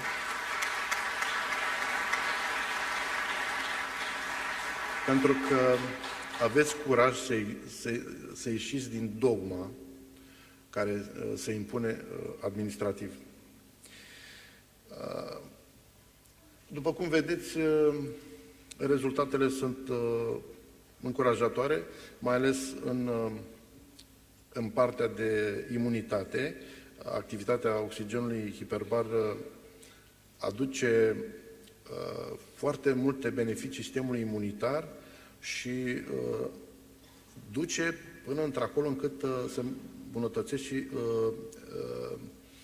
măsurile antimicrobiene care le are organismul, face angiogeneză, reduce și stimulează producția celulară și repararea acestora, reduce toxicitatea activității bacteriene, a elementelor patogene, la asta mă refer, inclusiv post-traumatic și după accidentări serioase cu injurii tisulare și cu distrugere mare de țesut muscular, mai ales pe zona vasculară, are un ajutor extraordinar. Combate embolia gazoasă, astea sunt accidente de scufundare. Ceea ce este foarte interesant, e că... Nu, stați așa că îmi trebuie un... Așa.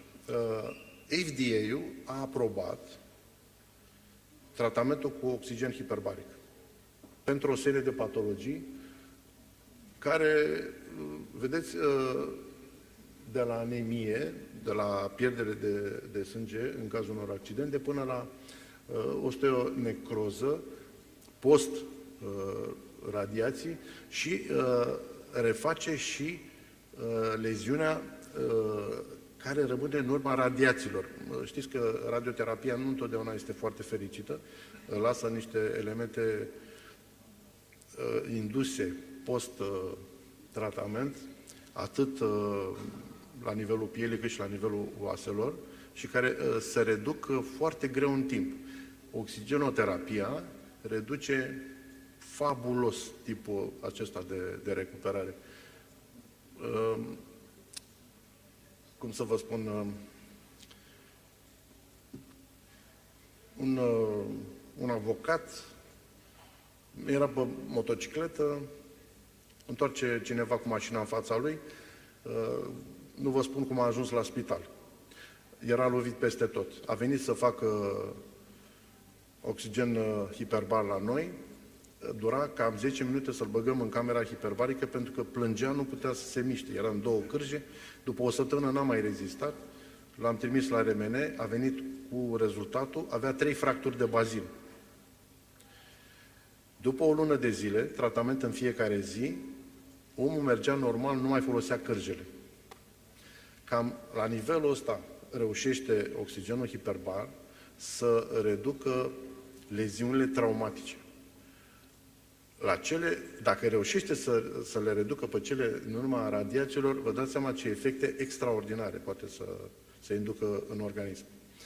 Și ceea ce este foarte important de spus, că la un număr de ședințe mai mare, 40-50 de ședințe, se refac telomerii, capetele cromozomiale care suferă un proces de uzură în timpul vieții, se refac ad integrum. Sunt studii care s-au făcut în Israel, au fost șocați că doar cu oxigen, doar cu elementul acesta cuantic care vine prin terapia cu oxigen hiperbar, se reface organismul și se întoarce într-o fază anterioară biologică. O să vă întrebați, de fapt, ce este oxigenul hiperbar? Gândiți-vă numai că atunci când v-ați născut, nu respirați. Ați respirat după ce mamușul a pus mâna pe toracele dumneavoastră și dumneavoastră ați făcut și ați dat primul țipă din viața dumneavoastră. Chiai, tu strigi ce ai, pentru că energia este chi, așa zice medicina tradițională chineză, și doctorii scriu în foaie A.U.R. Dacă nu tragi chi-ul, A.U.R-ul e mic, scorul de naștere, și unde te duce medicul? La incubator și ce-ți dă? Oxigen. Nu ai capacitatea să tragi oxigen, nu ai capacitatea să tragi chi. Camera hiperbară e o sursă de chi, te întoarce în mica copilărie. Sunt oameni și cu patologie oncologică, dar mai ales ne-au atras atenția cei cu patologie long COVID, cu fibroze pulmonare, cu atelectazii, cu leziuni care apar în urma pneumoniei acestea de lung suferință, care se recuperează în 3 luni. Dar nu că se recuperează, nu mai apare nimic pe radiografii. Doamna doctor Nițulescu mi-a zis că de ce nu pun radiografii, și eu cred că mai degrabă vin să vă atrag atenția că aveți ceva la îndemână care funcționează și în cazul în care, dacă nu le convine, o să vă otrăvească. Vă întoarceți la dumneavoastră în țară, nu îi convine cuiva ce ai scris, te pomenești, că așa se practică acum în ultima vreme. Ei, surpriza noastră este că poate să te otrăvească. Te duci la camera hiperbară, faci tratament și nu mori. Asta trebuie să țineți minte. Că este o soluție pentru probleme de sănătate grave. Sunt oameni care au venit cu cancer pulmonar. șeful Asociației Naționale de Medicină Hiperbară a zis, nu băga. I-am băgat în camera hiperbară. După 2-3 ședințe n-au mai tușit. După 10 ședințe au zis, mă simt incredibil. Și oamenii aveau leziuni foarte mari pulmonare. Am avut surpriza, o doamnă deosebită, de 67 de ani, s-a dus, s-a operat și a scos un plămân și s-a întors la noi și am început să îi facem tratament gradual. Am crescut, actualmente merge la 2,2 atmosfere și se simte bine, cu un singur plămân. Asta ne arată că există la doamna capacitate și reziliență să trăiască. Energia din inimă încă este acolo. Și camera hiperbară i-a prelungit viața, nu agonia. Se simte bine, e incredibil. Noi ne mirăm în fiecare zi de dânsa și o chemăm, că ne bucură prezența dânsei.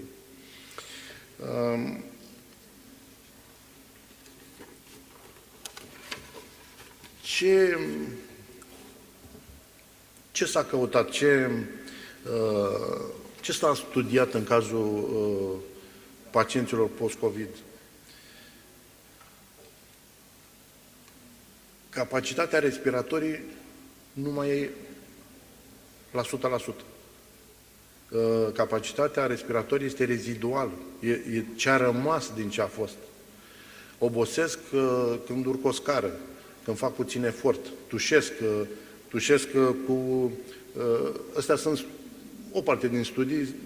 Vara asta am citit vreo 300 de trimiteri din studii către medicina hiperbară și Europa a început să se deștepte. America este cu mult înaintea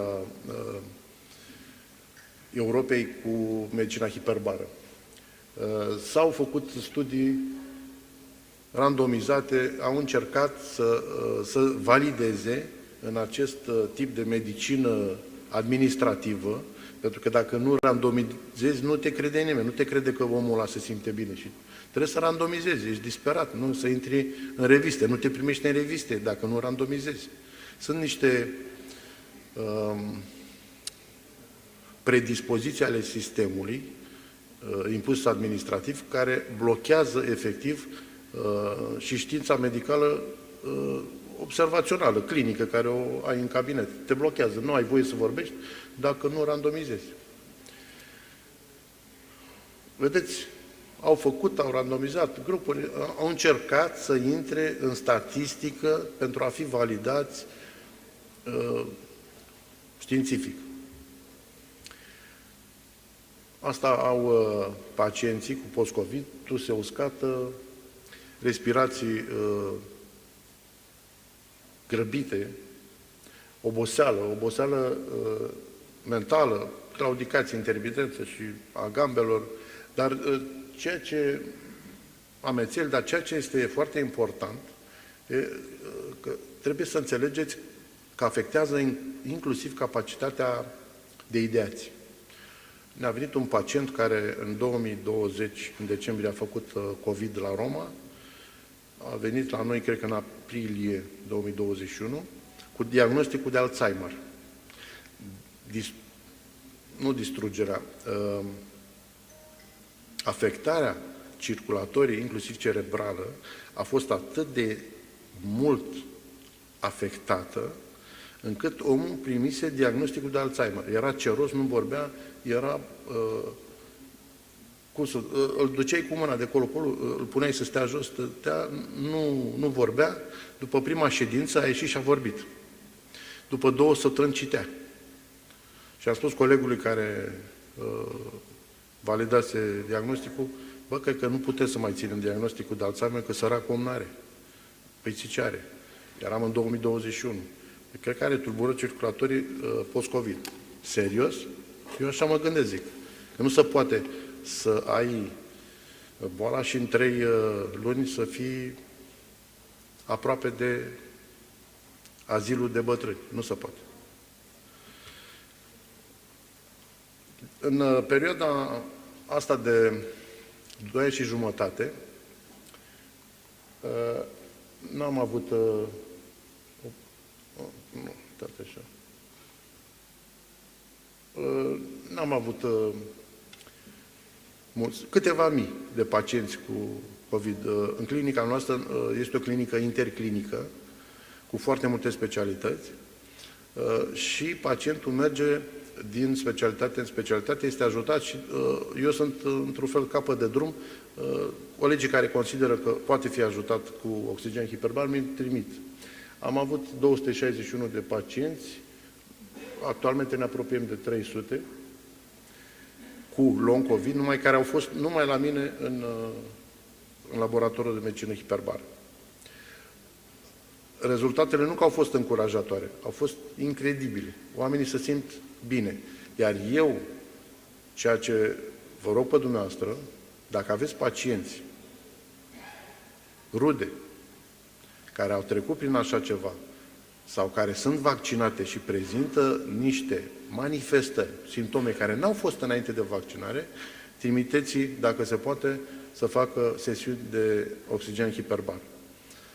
O să mă pomeniți și eu vreau să vă mulțumesc că ați avut răbdarea să mă ascultați, să acceptați și adevărurile acestei noi specialități care cred că devine clinică. Asta am văzut în ultimii 2 ani și jumătate. Și cum i-a spus Iisus lui Petru, aruncă mrejele mai adânc. Asta trebuie să facem noi, să aruncăm năvodul cât mai adânc în cunoaștere, să comunicăm între noi, să ne aducem la cunoștință orice putem vedea clinic și care ar putea să ajute pacienții și să sperăm că o să vedem și minuni mai mari în medicină, mai mari decât acum. La ce s-a întâmplat ieri și astăzi. Mulțumesc mult!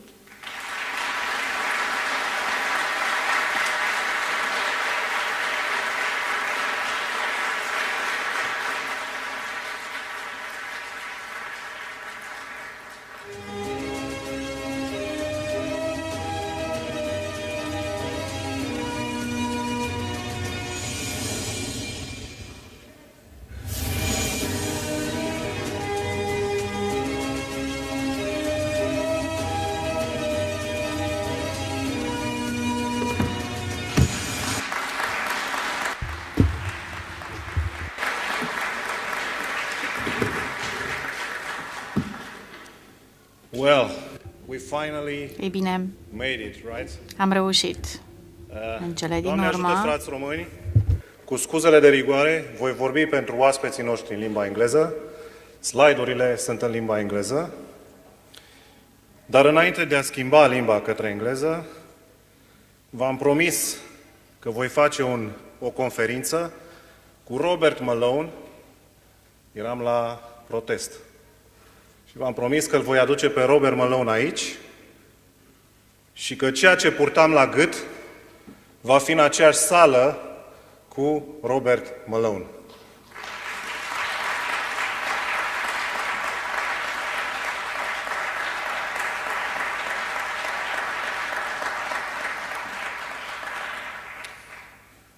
Okay, now I switch in English. voi trece pe limba engleză. Ca să mă asigur că mă încadrez în timp, o să intru direct în subiect. Am 40 de slide-uri și vreau să mă asigur că le prezint pe toate și că voi transmite mesajul pe care îl doresc. Suntem aici pentru că voi, oamenii, știți de pretutindeni din lume adevărul în legătură cu anumite fapte.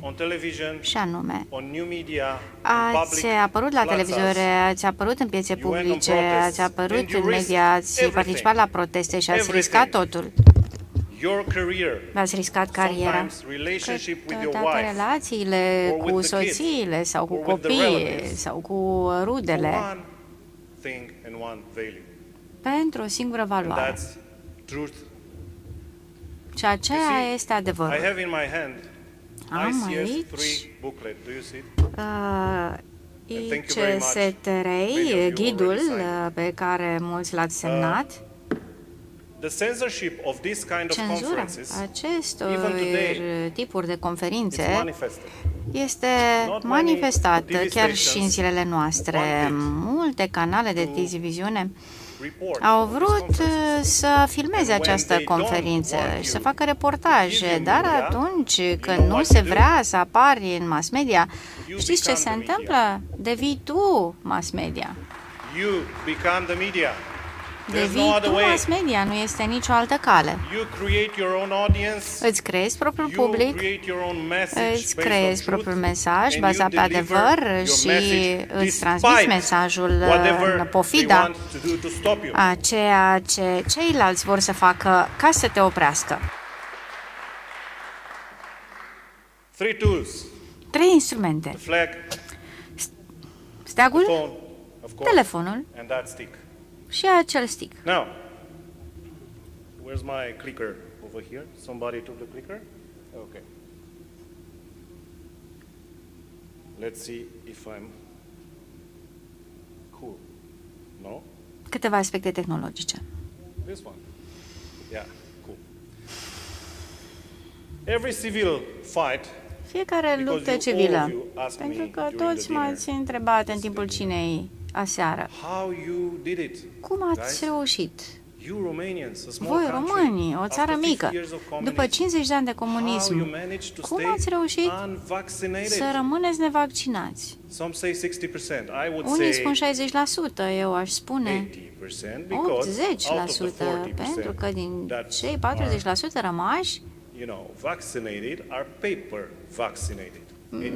au fost vaccinați pe hârtie și știți la ce mă refer.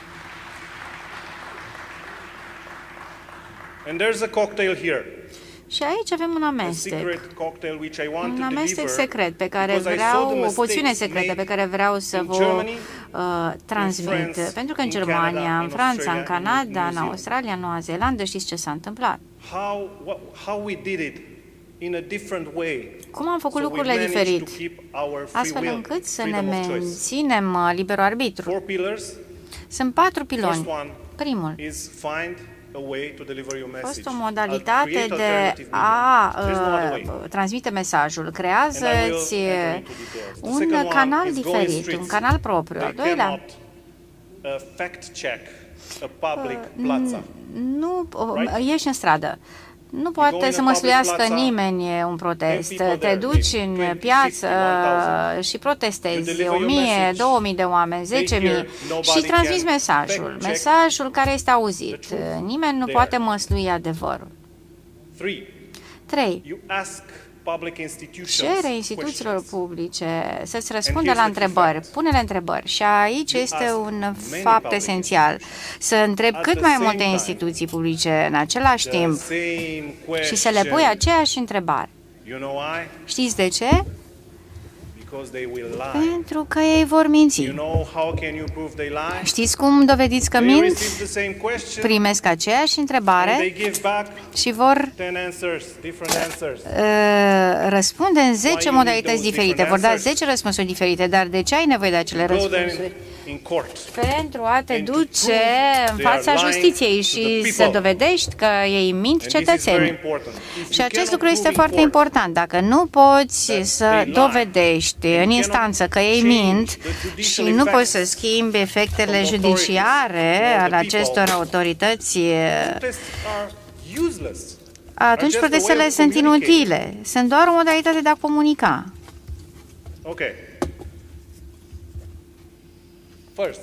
În primul rând, o să vă fac o prezentare de ansamblu, o conferință de presă pe 11 mai, apoi am avut starea de urgență de 2 ori, timp de 30 de zile, apoi în timpul stării de urgență 9 hârtiuțe semnate, numite ordine militare. Recunoașteți acești 3 oameni de la Ministerul de Afaceri Interne, un șef de poliție și iubitul nostru Raed Arafat. Mai multe detalii într-un minut. Așadar, aceste date, țineți minte, aceste formulare ne-au făcut să trecem de la o libertate completă la o stare de închisoare. Nu puteam să ieșim, trebuia să completăm tot timpul un formular, să semnăm hârtii, trebuia să informăm, doar dacă aveai câine puteai să ieși, deci practic câinele avea mai multe libertăți ca noi. Oamenii au început să împrumute câini ca să iasă afară și pisici. Au fost oameni cu măști pe fețe, dar câinii nu aveau nicio mască, deci câinele putea să iasă oricând voia, dar oamenii doar cu câinele puteau să iasă. Mai țineți minte, nu? Așadar, câinele practic conducea stăpânul și am filmat, am postat și am făcut autoritățile să se rușineze de acest fapt. Cum poate un câine să aibă mai multă libertate, libertatea de a circula, iar contribuabilii nu? Cum se poate ca nouă ordine militare să fie semnate în 60 de zile? Vă imaginați? Nu doar în România, în toată lumea, 60 de zile. De la completă libertate la închisoare. Și apoi au reglementat următorul tip de închisoare. Prima a fost închisoarea la domiciliu, dar următorul tip au încercat să impună un alt tip de închisoare, și anume spitalul, care a funcționat ca o celulă. Pentru că acolo nu s-a dorit să se verifice și să se studieze mecanismul infecției, ci să fie închiși oameni. Și cred că am rămas singura națiune din lume care a creat această obligativitate de spitalizare pentru bolnavii asimptomatici. Și la un moment dat nu am mai primit acești bolnavi. De ce? Pentru că nu au mai fost paturi suficiente. Nu mai aveam locuri la secția de urgențe. Deci timp de 9 luni în anul 2020, mai țineți minte mesajul Maia, toate mesajele care au fost hipnotice, toate mesajele au amenințat. Vedeți un punct roșu pe frunte, nu am făcut-o cu intenție. În timpul conferinței de presă, chiar a spus ministrul Maia, sunt cu ochii pe voi. Fix așa a declarat. În mai 7, 2020 au alocat 40 de milioane de euro pentru propagandă. Pe toate canalele principale ale mass mediei, de televiziune și ziarele principale. Și aici, iată, pe cei curajoși, canalele de radio, de televiziune și site-urile pe internet care au refuzat să transmită minciuni. And I want to give them a big round of applause after I tell the name of each. Și le voi spune și numele. Nașul TV. News Romania closed, became Global News. România, care a devenit Global News. Gold FM, the radio. Gold FM, postul radio. Our beloved Victor Roncea's Active News. Active News, care aparține lui Victor Roncea, Justițiar, a fost închis și s-a retras numele domeniului. Și dacă nu credeți, am căutat eu, G4 Media, chiar dacă erau pro-vaccinare, au spus nu propagandei și nu mitei. Au spus nu vrem mita voastră. Iată, au refuzat să primească mită din acești 40 de milioane. Non-intentional, 100% non-intentional. Nu am făcut-o cu intenție, jur. Now, this guy Acum, became on the această persoană alert state after was legislated declarat starea de alertă după ce a fost legiferată starea de urgență. Și el a fost comandantul acțiunii. El a fost reprezentantul președintelui, prim-ministrului, doctorului național, a fost polițist național, a luat toate rolurile. Toate rolurile au stat în mâinile acestui om. El răspundea de viața noastră, de libertatea noastră, de gândurile noastre. Aprilie 15. 2021 a ieșit în public la televizor și a spus: Aurelian generează știri false, avea în spate pe fundal pagina mea de feed de pe Facebook, pentru că el luptă împotriva vaccinării. Deci eu eram cel care transmitea știri false, iar el transmitea știri reale. Dar iată cum stau lucrurile. Acel post de televiziune în fiecare zi are 3 milioane de telespectatori și vă spun în următoarele slide-uri felul în care l-am învins și cum am reușit să încurajăm 40% dintre oameni să nu se vaccineze. Dacă aceste măsuri și reglementări au fost neconstituționale, problema este că ele au avut efecte legale, efecte juridice. Această decizie a CCR 25 iunie 2020 de hotărârea 456, ultimul paragraf spune că starea de alertă este în afara principiului care guvernează statul de drept și în afara separării puterilor în stat, executivă, legislativă și judiciară. Ei au spus acest lucru. CCR. Cu toate acestea, aceste legi continuă să producă efecte judiciare, și anume sancțiuni. Doctorii au fost șantajați, spitalele au trebuit să interneze în mod obligatoriu pacienții asimptomatici și așa mai departe. I want to give a big thanks. Vreau să mulțumesc big round of applause și să for this civil non-political organization. Aceste organizații civice, non-politice, și o să starea de libertate Pompiliu Diplan, că merită acest legitima lucru. apărare lui Zbratu, stop discriminare Dan Băzăvan, acțiune pentru națiune Dumitru Bălan, calea neamului Mihai Târnoveanu, Neam Unit Aureliu Surulescu, Frăția Ortodoxă Grăjdeanu, Coaliția pentru apărarea statului de drept Elena Radu, bineînțeles Asociația Medici pentru Consimțământ Nițulescu, nu Niculescu, Alianța Părinților Marina Alexandru, Vaccin Edu și nu putem să trecem fără să menționăm numele următorilor medici: Răzvan Constantinescu, Cacovean și Dinulescu. And I want to ask you something. Și vreau să vă întreb ceva. Știți ce au în comun toți acești oameni? They have kids. Au copii. All of them. Toți.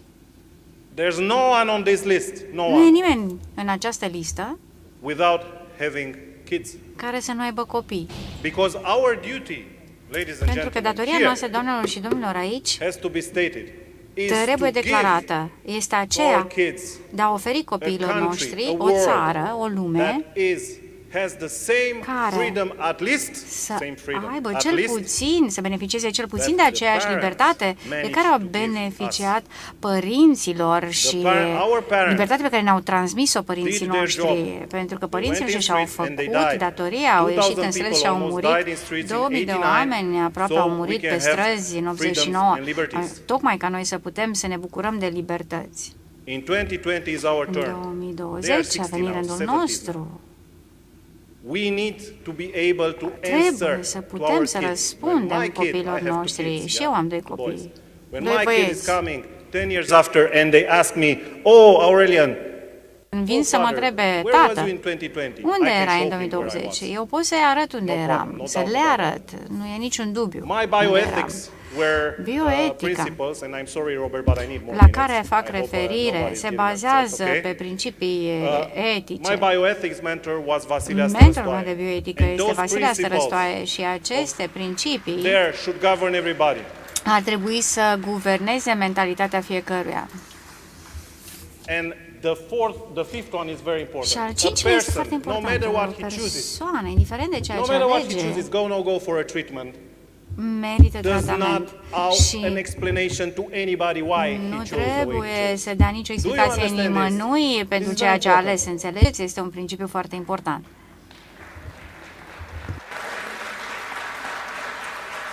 This is a bioethic first year of medicine principle. Deci este un principiu cheie al bioeticii și anume acela că eu nu trebuie să explic nimănui de ce am ales o terapie sau alta și nu sunt egoist pentru că am ales varianta A sau B sau niciuna. Nu pot fi catalogat drept egoist pentru că este dreptul meu de a alege. Următorul slide. Avem acest protest. Au fost mai multe proteste mici.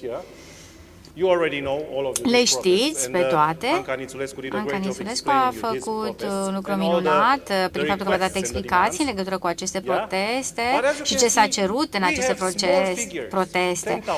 Am avut puțini oameni, dar 10.000, 15.000 de oameni. În Berlin au fost 1 milion de oameni afară care au protestat. Mai țineți minte, Londra, 2 milioane, Bruxelles, un protest masiv, Franța, multe orașe în care au avut loc proteste în același timp, Italia, la fel. Acestea sunt broșurile și cererile. De ce? Cum de am ajuns să nu ne conformăm? Încă o dată avem numere mici de participanți la proteste. Dar o să vă spun de ce. Pentru că locul în care alegem să protestăm este relevant. Aici, acest PLX 545, decembrie 21, neagra pandemiei, ne-au cerut să avem un certificat verde cu care să intrăm la locul de muncă, să mergem la muncă. Deci au condiționat mersul la muncă de acest certificat. Recunoașteți această poartă? Este poarta acestei clădiri. Poarta din spate. Recunoașteți intrarea? Mai mult decât atât, recunoașteți acest loc, oamenii au intrat și au vrut să intre în clădire și să spună, vrem să vă arătăm, trebuie să ne ascultați. Vrem să vă spunem să nu votați pentru această lege, nu condiționați și nu șantajați, nu forțați oamenii să se vaccineze. Nu au fost mulți oameni, cred că câteva sute. Dar faptul că s-au uitat în ochii parlamentarilor și le-au spus acest mesaj a fost important. Și al doilea factor cheie este acela că acest grup mic de oameni a reușit să facă parlamentarii să nu voteze. 90% ei puteau să voteze oricând, într-o secundă. Opriți-mă atunci când îmi expiră timpul. O să termin în 5 minute. Iată, cum vedeți, s-a uitat în ochii parlamentari. E foarte important acest lucru, să privești pe cineva în ochi. Dar puterea, și asta este o lecție importantă de învățat, 1 milion de oameni pe străzi, reprezentând 30% din populație, au mai puțină putere și legitimitate decât 10.000 de oameni de pe stradă, care ies în stradă și care reprezintă 80% din populație. So our main propaganda, our main media, our main counter propaganda principală cu care ne-am confruntat a fost ca give them both type of information. oamenii să se vaccineze, dar This noi is am why încercat să-i this is determinăm să black. You nu choose. facă acest lucru. But in Deci am mainstream contracarat media, it was această only the propagandă. white part Pentru că communicating, pe no canale black part. de televiziune And we doar un did singur a great mesaj job era communicating transmis the și black noi am part. făcut o treabă grozavă Yeah, prin but faptul what că am if? arătat și partea What neagră, if? partea rea a Just make them situației, wonder. cealaltă față a monedei. Și am făcut să se gândească. Dan Barna Dan Barna was the guy who I've met, coming back in a little bit, cea persoană pe care eu am întâlnit-o. This was why it's important to O protest să in revin front la ele. of Iată party de ce a fost atât de headquarters. important să protestăm Because în they go, fața come and Palatului go. Parlamentului. This was Deputy Prime Minister Dan Barna. Avem pe Dan They come and go Barna, in and out prim-ministru from party adjunct, headquarters, yeah? și el tocmai se You know what happened here? întorcea We discussed de about la o antibodies. discuție. Știți ce s-a întâmplat? Ce se discussed întâmplă înainte? about Am discutat natural despre immunity. anticorpi, despre You run away all the imunitate time. naturală. You know what happened? Asta am făcut. Știți ce s-a întâmplat That's only one ulterior? page. Aici avem doar o It was 4 pagină. million Dar au fost views 4 in milioane 24 de hours. vizualizări în Facebook 24 de richness ore. in Romania is 6 million. Facebook a atins maxim 60 So de we milioane managed to în generate România. 4 million Deci views. am generat Simple 4 dialogue, 10 milioane de minutes. vizualizări printr-un simplu Between a dialog de simple 10 citizen minute activist între un and simplu cetățean Deputy Prime activist Minister Dan și Now, prim-ministru here you adjunct. have the Dan Barna. cancel culture I Aici, was the iată, subject of. avem 5 această cultură Facebook pages, care aparțin și one personal eu. FB Iată, account, pagina 3 YouTube Facebook, channels, contul 4 personal, TikTok 3 accounts. canale No de problem. YouTube, 4 canale You de know how I TikTok. fixed that? Știți cum Telegram am channel, rezolvat aceste lucruri, fix. aceste interdicții? And second Telegram. the Am deschis newsletter. un canal And de here is Telegram another takeaway, și the key apoi am venit cu un newsletter. It is very Asta este o altă lecție You de do luat not acasă. have an Important. audience Dacă nu aveți un public, if you do not have their contacts. luați Let me say that contacte. again. Aveți un public abia atunci când aveți contactele oamenilor. Este un do not have an principiu de audience marketing if you cannot cheie. contact them. Nu ai public dacă can nu delete poți 100 contacta pages, acel public. 100 Poți să accounts. livrezi 100 de I can pagini pe rebuild internet, from 100 de scratch conturi, via poți newsletter. You să see that? construiești There's de la where zero the power newslettere lies. sau And ce on the vrei. phone. Iată unde stă puterea. Aurelian.ro was forbidden as a Aurelian.ro a string on fost Facebook. You cannot interzis type Aurelian.ro. pe Facebook. Nu That's poți why I was să actually- intri pe pagina it was mandatory aurelian.ro. for me. For De each aceea, video pentru mine a I fost published to have that logo, imperios ca because they cannot fiecare censor the logo on the material video. video să fie publicat. Nu puteau They can să censor the pună name, the cenzură name of the pe domain, but not the logo-ul logo on the video, you materialului see? video. Pot And it's să big, cenzureze and it's green. și să-mi ia numele it's ugly. domeniului, dar nu materialul video. people Iată, remember. sunt eu, sunt urât. Yeah. Okay. Dar oamenii Next, țin minte, here is pardon. the chief of Aici ICUs vedem and anesthetic. He președintele lasted 5 ICU minutes in the studio with me și a when stat I cu mine showed în him studio. Ed, I-am the Edwardale arătat book, Cause Unknown, with această 1,000 carte studies that prove there are lots and cu lots of studii care dovedesc lots and lots of că adverse effects sunt for foarte heart, multe efecte for brain, adverse for la blood nivel clots and so on. inimii, la nivelul lasted 5 celulelor minutes and then he went sanguine out. și așa sanguine și mai departe. A stat de vorbă cu mine și apoi a plecat.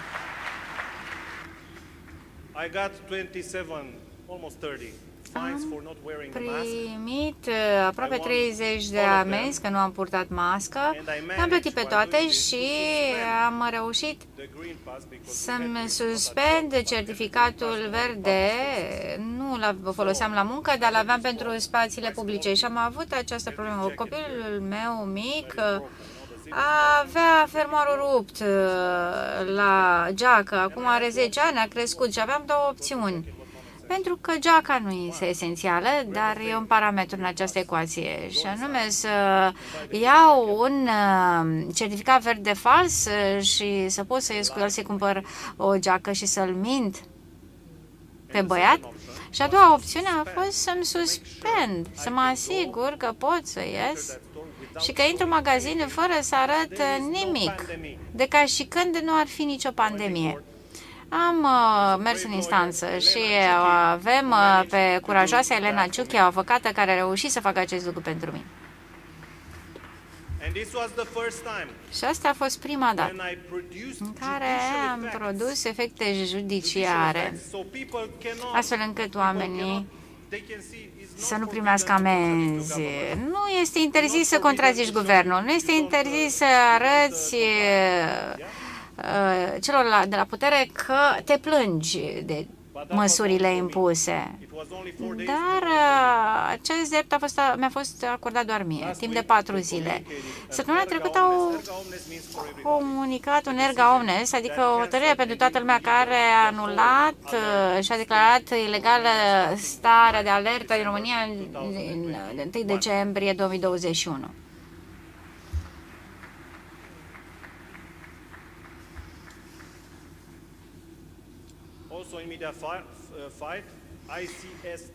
Apoi, ICS3 a fost transmis doar de mine, cu toată modestia, așa am luptat cu media. A fost singurul care a putut să redea acest material din Bruxelles în limba română. Și câteva lecții importante pe care aș dori să le luați acasă, aș vrea să insist pe următoare. Dacă mass media refuză să te publice, e important să fii tu media, să-ți faci tu propriul canal. Pentru că nu pot să-ți interzică toate canalele de comunicare, nici măcar inteligența artificială nu poate să îți stopeze toate canalele de comunicare. Mulțumesc foarte mult!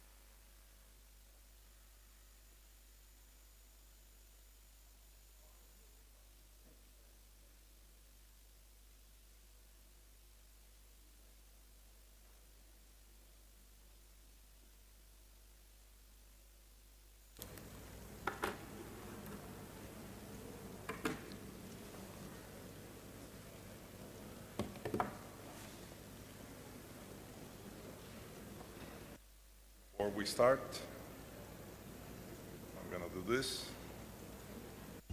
Vom începe imediat. I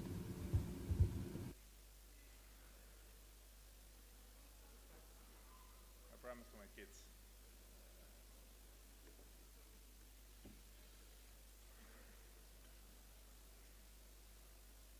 Bună dimineața, bună ziua pentru invitația ta în România.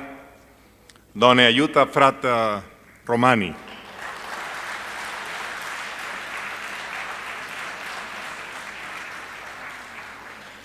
Muchas gracias para todos los países hispanoparlantes. Vă mulțumesc tuturor și mulțumesc tuturor țărilor vorbitoare de limbă spaniolă, reprezentanți din Spania, din Peru, care înțeleg limba noastră minunată.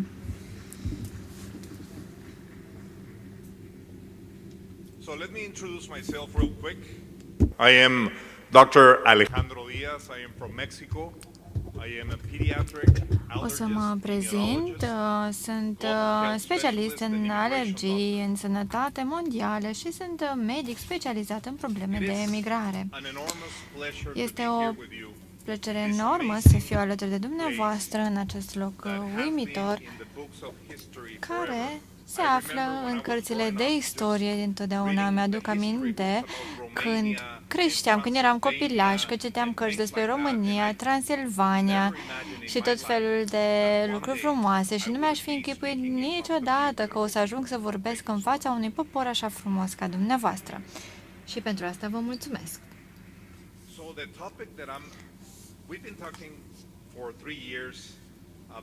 Tema discuțiilor în ultimii 3 ani a fost una variată de la începutul pandemiei.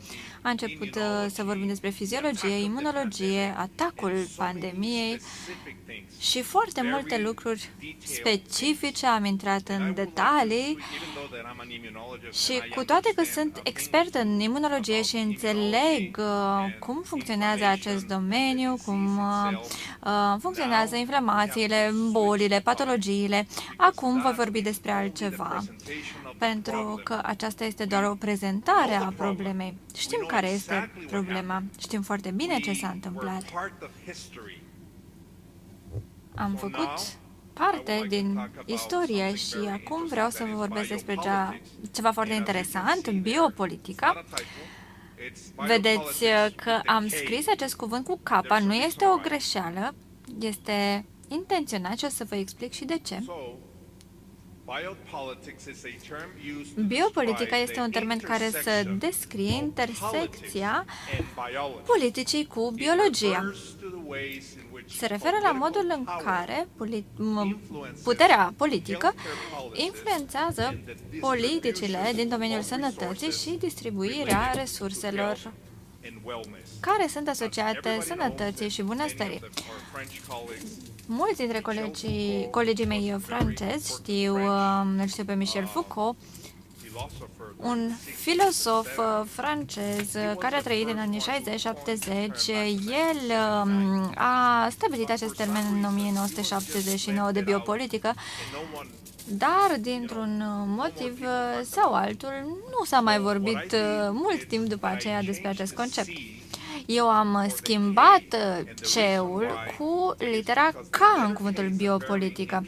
Și de ce am făcut acest lucru? Pentru că litera K vine de la litera grecească cu același nume, K, derivată dintr-un simbol semitic, cap, care este simbolul unei mâini deschise. Și o să vedeți de ce. În ultimele 60 de luni, 3 ani și jumătate de pandemie oribilă prin care am trecut cu toții, multe persoane au decedat, au fost infectate cu această boală și așa mai departe. Am vorbit despre SARS-CoV-2, acest virus nou, am vorbit despre așa numitele vaccinuri, despre restricții, despre lockdown și despre nebunie. În continuarea prezentării mele, ca imunolog, refuz să menționez sau să spun că aceste vaccinuri sunt vaccinuri, o să le spun produse injectabile, pentru că ele nu sunt într-adevăr vaccinuri.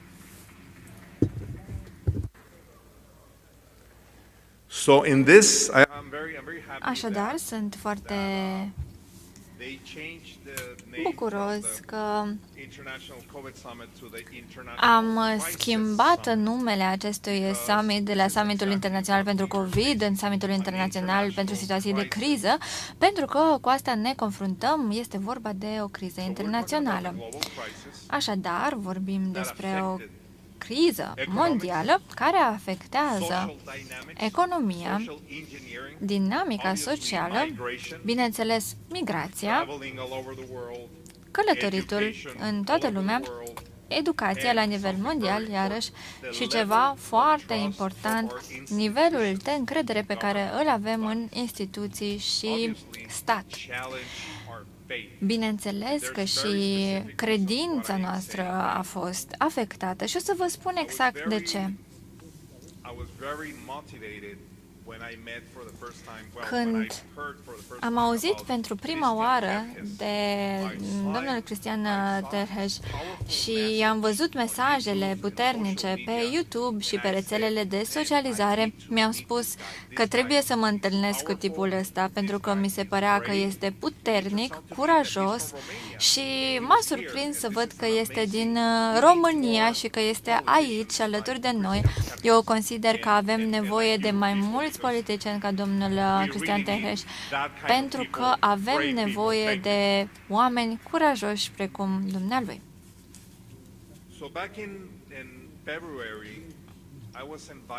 În februarie am fost invitat de Senatul Mexican pentru prima oară în istoria Senatului să discutăm despre pandemia de COVID și vaccin.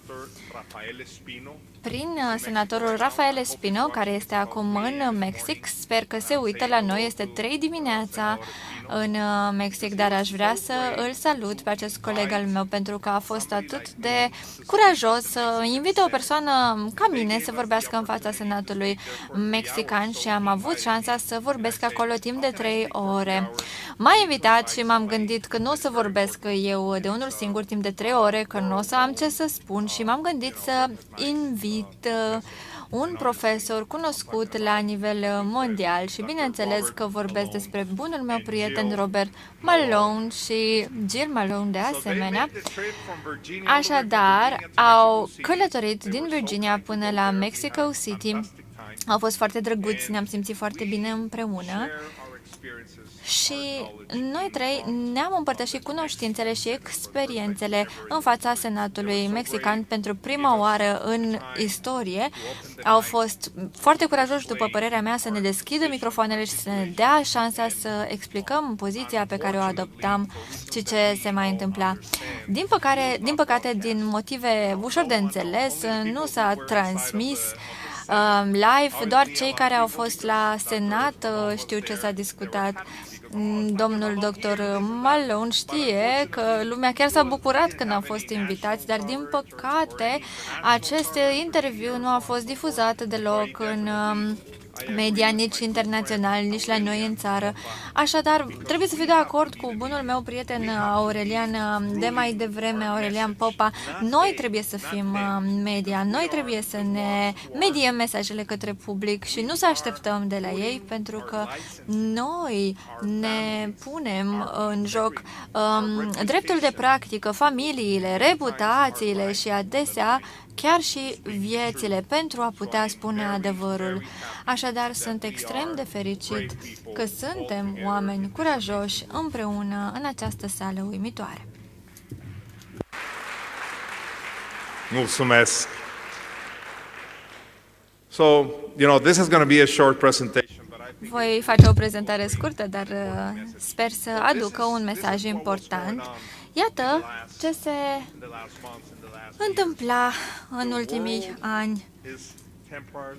Iată un mesaj care spune: lumea s-a închis temporar. Noi am trăit aceste lucruri zi de zi în toate părțile lumii. Ne gândeam la tot felul de lucruri. Unele persoane, inclusiv eu însumi, mă gândeam, e finalul lumii, aici o să se termine tot ceea ce știm, nimeni nu știa nimic. Trăia multă nesiguranță. Și apoi au apărut produsele injectabile care aveau să salveze lumea și ni s-a prezentat dintr-o dată soluția.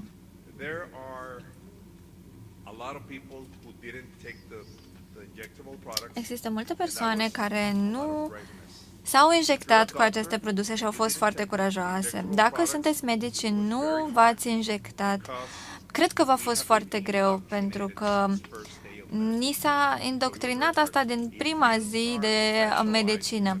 Ni s-a spus că dacă suntem specializați în domeniu, este foarte greu. De exemplu, e greu să fii imunolog și specialist în vaccinuri și să nu te vaccinezi. Era o idee nebunească. Eu nu m-am vaccinat, nici soția mea, nici copiii mei, pentru că am știut că imediat ce au început să spună că au soluția, că problema se va rezolva, că vine sfârșitul lumii, că toată lumea o să moară, dar ghiși ce? Noi venim cu soluția reprezentată de acest produs injectabil, dar eu am refuzat și am spus că nu o să îmi pun soția și copiii în pericol și nu o să mă injectez.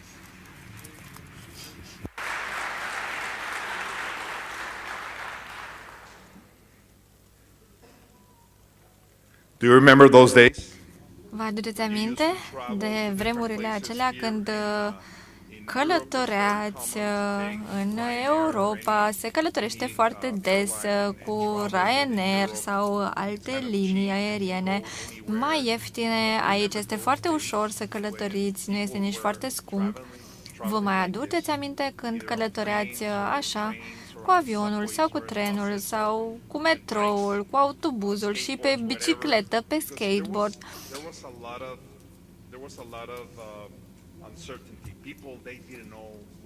Lumea nu știa ce să se întâmple, trăiam într-o stare de nesiguranță și când începi să manipulezi masele, paralizezi întreaga lume prin frică. Și tuturor ni s-a injectat această stare de frică. Și bineînțeles că ne era teamă și mie mi era teamă pentru că nu știam ce o să se întâmple. Vă mai aduceți aminte de zilele în care purtam cu toții mască? Uite, o imagine reprezentativă pentru ce am trăit noi. Așa a fost. Noi am trăit aceste vremuri și așteptam cu ardoare să vedem ce o să se întâmple mâine. Am trăit pur și simplu în haos și așteptam soluția.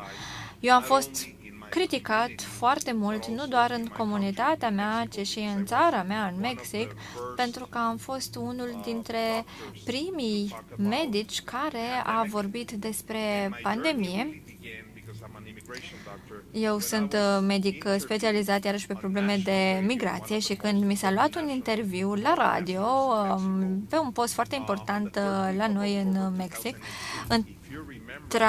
treia săptămână din octombrie în 2019, poate vă aduceți aminte că se adunaseră atunci mai mulți oameni în Honduras care încercau să treacă Mexico până în Statele Unite. Se întâmpla, de fapt, în 2018, nu 2019, mă scuzați. Pedro Ferez de Con îmi lua interviu, un prieten bun de-al meu, și mă întreba atunci: tu ești expert în probleme de migrație, ce crezi despre masele astea uriașe de oameni care vor să treacă dintr-o țară în alta? Și mi-am exprimat atunci părerea spunându-i: Pedro, știi ce mă îngrijorează? Eu chiar cred că suntem într-o prefază a unei pandemii la care nu ne așteptam sau pe care nu am mai văzut-o de la febra spaniolă. Și mă întrebau acești jurnaliști ce o să se întâmple. Habar n-aveam pe atunci că urmează să se întâmple această pandemie de SARS-CoV-2, că o să apară un virus. Dar mă uitam doar la ce se întâmplă în lume, la nivel global, geopolitic, și m-am uitat la The Economist, de exemplu, și la ce se prezicea sau ce se prevedea acolo în economia mondială. La fel, nu știu, și meteorologii pot să se aștepte la o vreme mai bună sau mai proastă în următoarea zi. Noi, specialiștii în epidemiologie și în sănătate publică, putem să facem astfel de predicții. Știam că se apropie ceva, dar nu-mi imaginam în niciun caz că va fi la o scală atât de largă.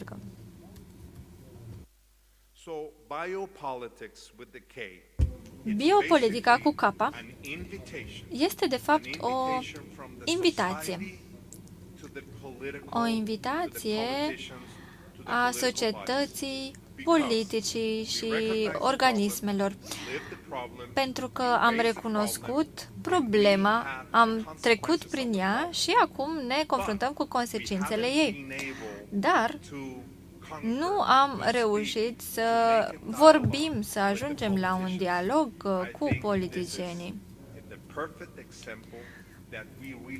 Cred că acesta este un exemplu foarte bun de dialog cu politicienii, cu cercetătorii, cu medicii. Ce se întâmplă acum aici? Îi putem invita să ni se alăture atunci când luăm decizii de sănătate. Nu sunt inginer, nu sunt nici economist, sunt medic. și nu pot să mă pronunț cu privire la alte domenii. Dar, când vine vorba de medicină, vă încurajez ca în comunitățile dumneavoastră, în regiunile dumneavoastră, în țările din care veniți, să încercați să vorbiți cu politicienii într-un mod pozitiv pentru a încerca să îi convingeți să înceapă să ia decizii împreună cu privire la sănătate, cu privire la prevenție, inclusiv vaccinuri adevărate. Că oricum am început să mă îndoiesc de majoritatea acestor vaccinuri. Cine a luat deciziile în timpul pandemiei? Este o întrebare la care mă voi referi și puțin mai târziu. Au fost politicienii sau au fost specialiștii din sănătate? Cine a luat aceste decizii? Cu siguranță nu am luat noi decizia importantă pe atunci. Nu am decis noi, medicii, nici noi, cetățenii, ci ei. A fost o manipulare politică. Așadar, trebuie să sincronizăm perspectivele medicilor, oamenilor de știință și ale politicienilor pentru a ne alinia viziunea spre îmbunătățirea și însănătoșirea populației. Asta pare să fie problema, nu-i așa? Dar sunt multe soluții, multe posibilități de a ajunge la această soluție și cred că principala modalitate de a rezolva lucruri este, așa cum vedem și aici, că trebuie să vorbim cu politicienii. Majoritatea politicienilor sunt oameni buni, au familii, vor ceea ce e mai bun pentru societate, dar, din păcate, există și acolo un plan de urmat la nivel de partid. Din păcate, așa merg lucrurile. Dar dacă vorbim unul la unul cu un politician și apoi atragem mai mulți în discuția noastră, putem să-i convingem astfel încât să nu mai trecem prin situația ultimilor 3 ani.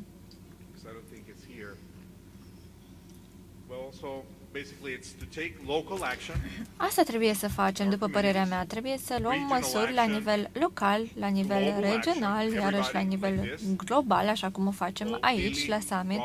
Lily, Robert, vă rog să continuați cu ceea ce ați făcut până acum. Ați făcut o treabă minunată și reușiți să schimbați lumea și să schimbați modul în care gândim. Voi încheia cu acest mesaj foarte important.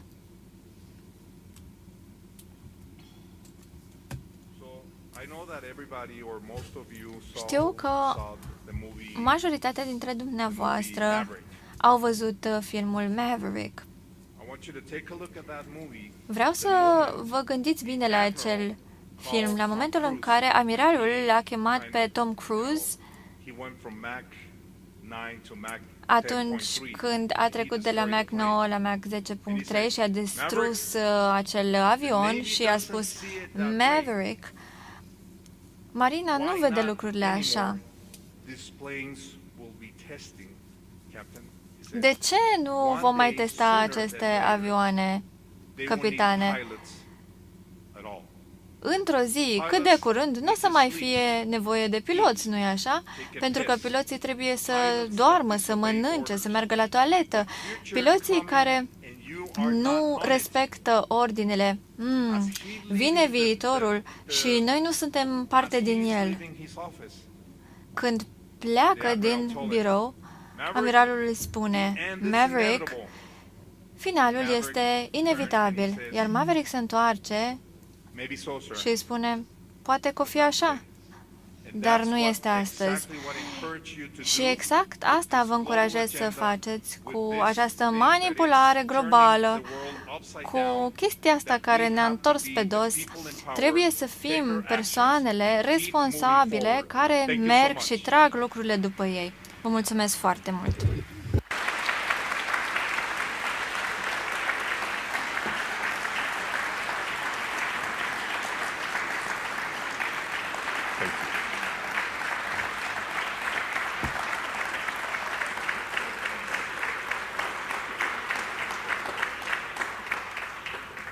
Muchísimas gracias, señor Díaz. You are all amazing. Sunteți minunați cu toții. Așadar, așa cum spune domnul Diaz, E important să mergem mai departe, să luptăm pentru adevăr și pentru libertățile noastre, doamnele și domnilor. Vă așteaptă prânzul.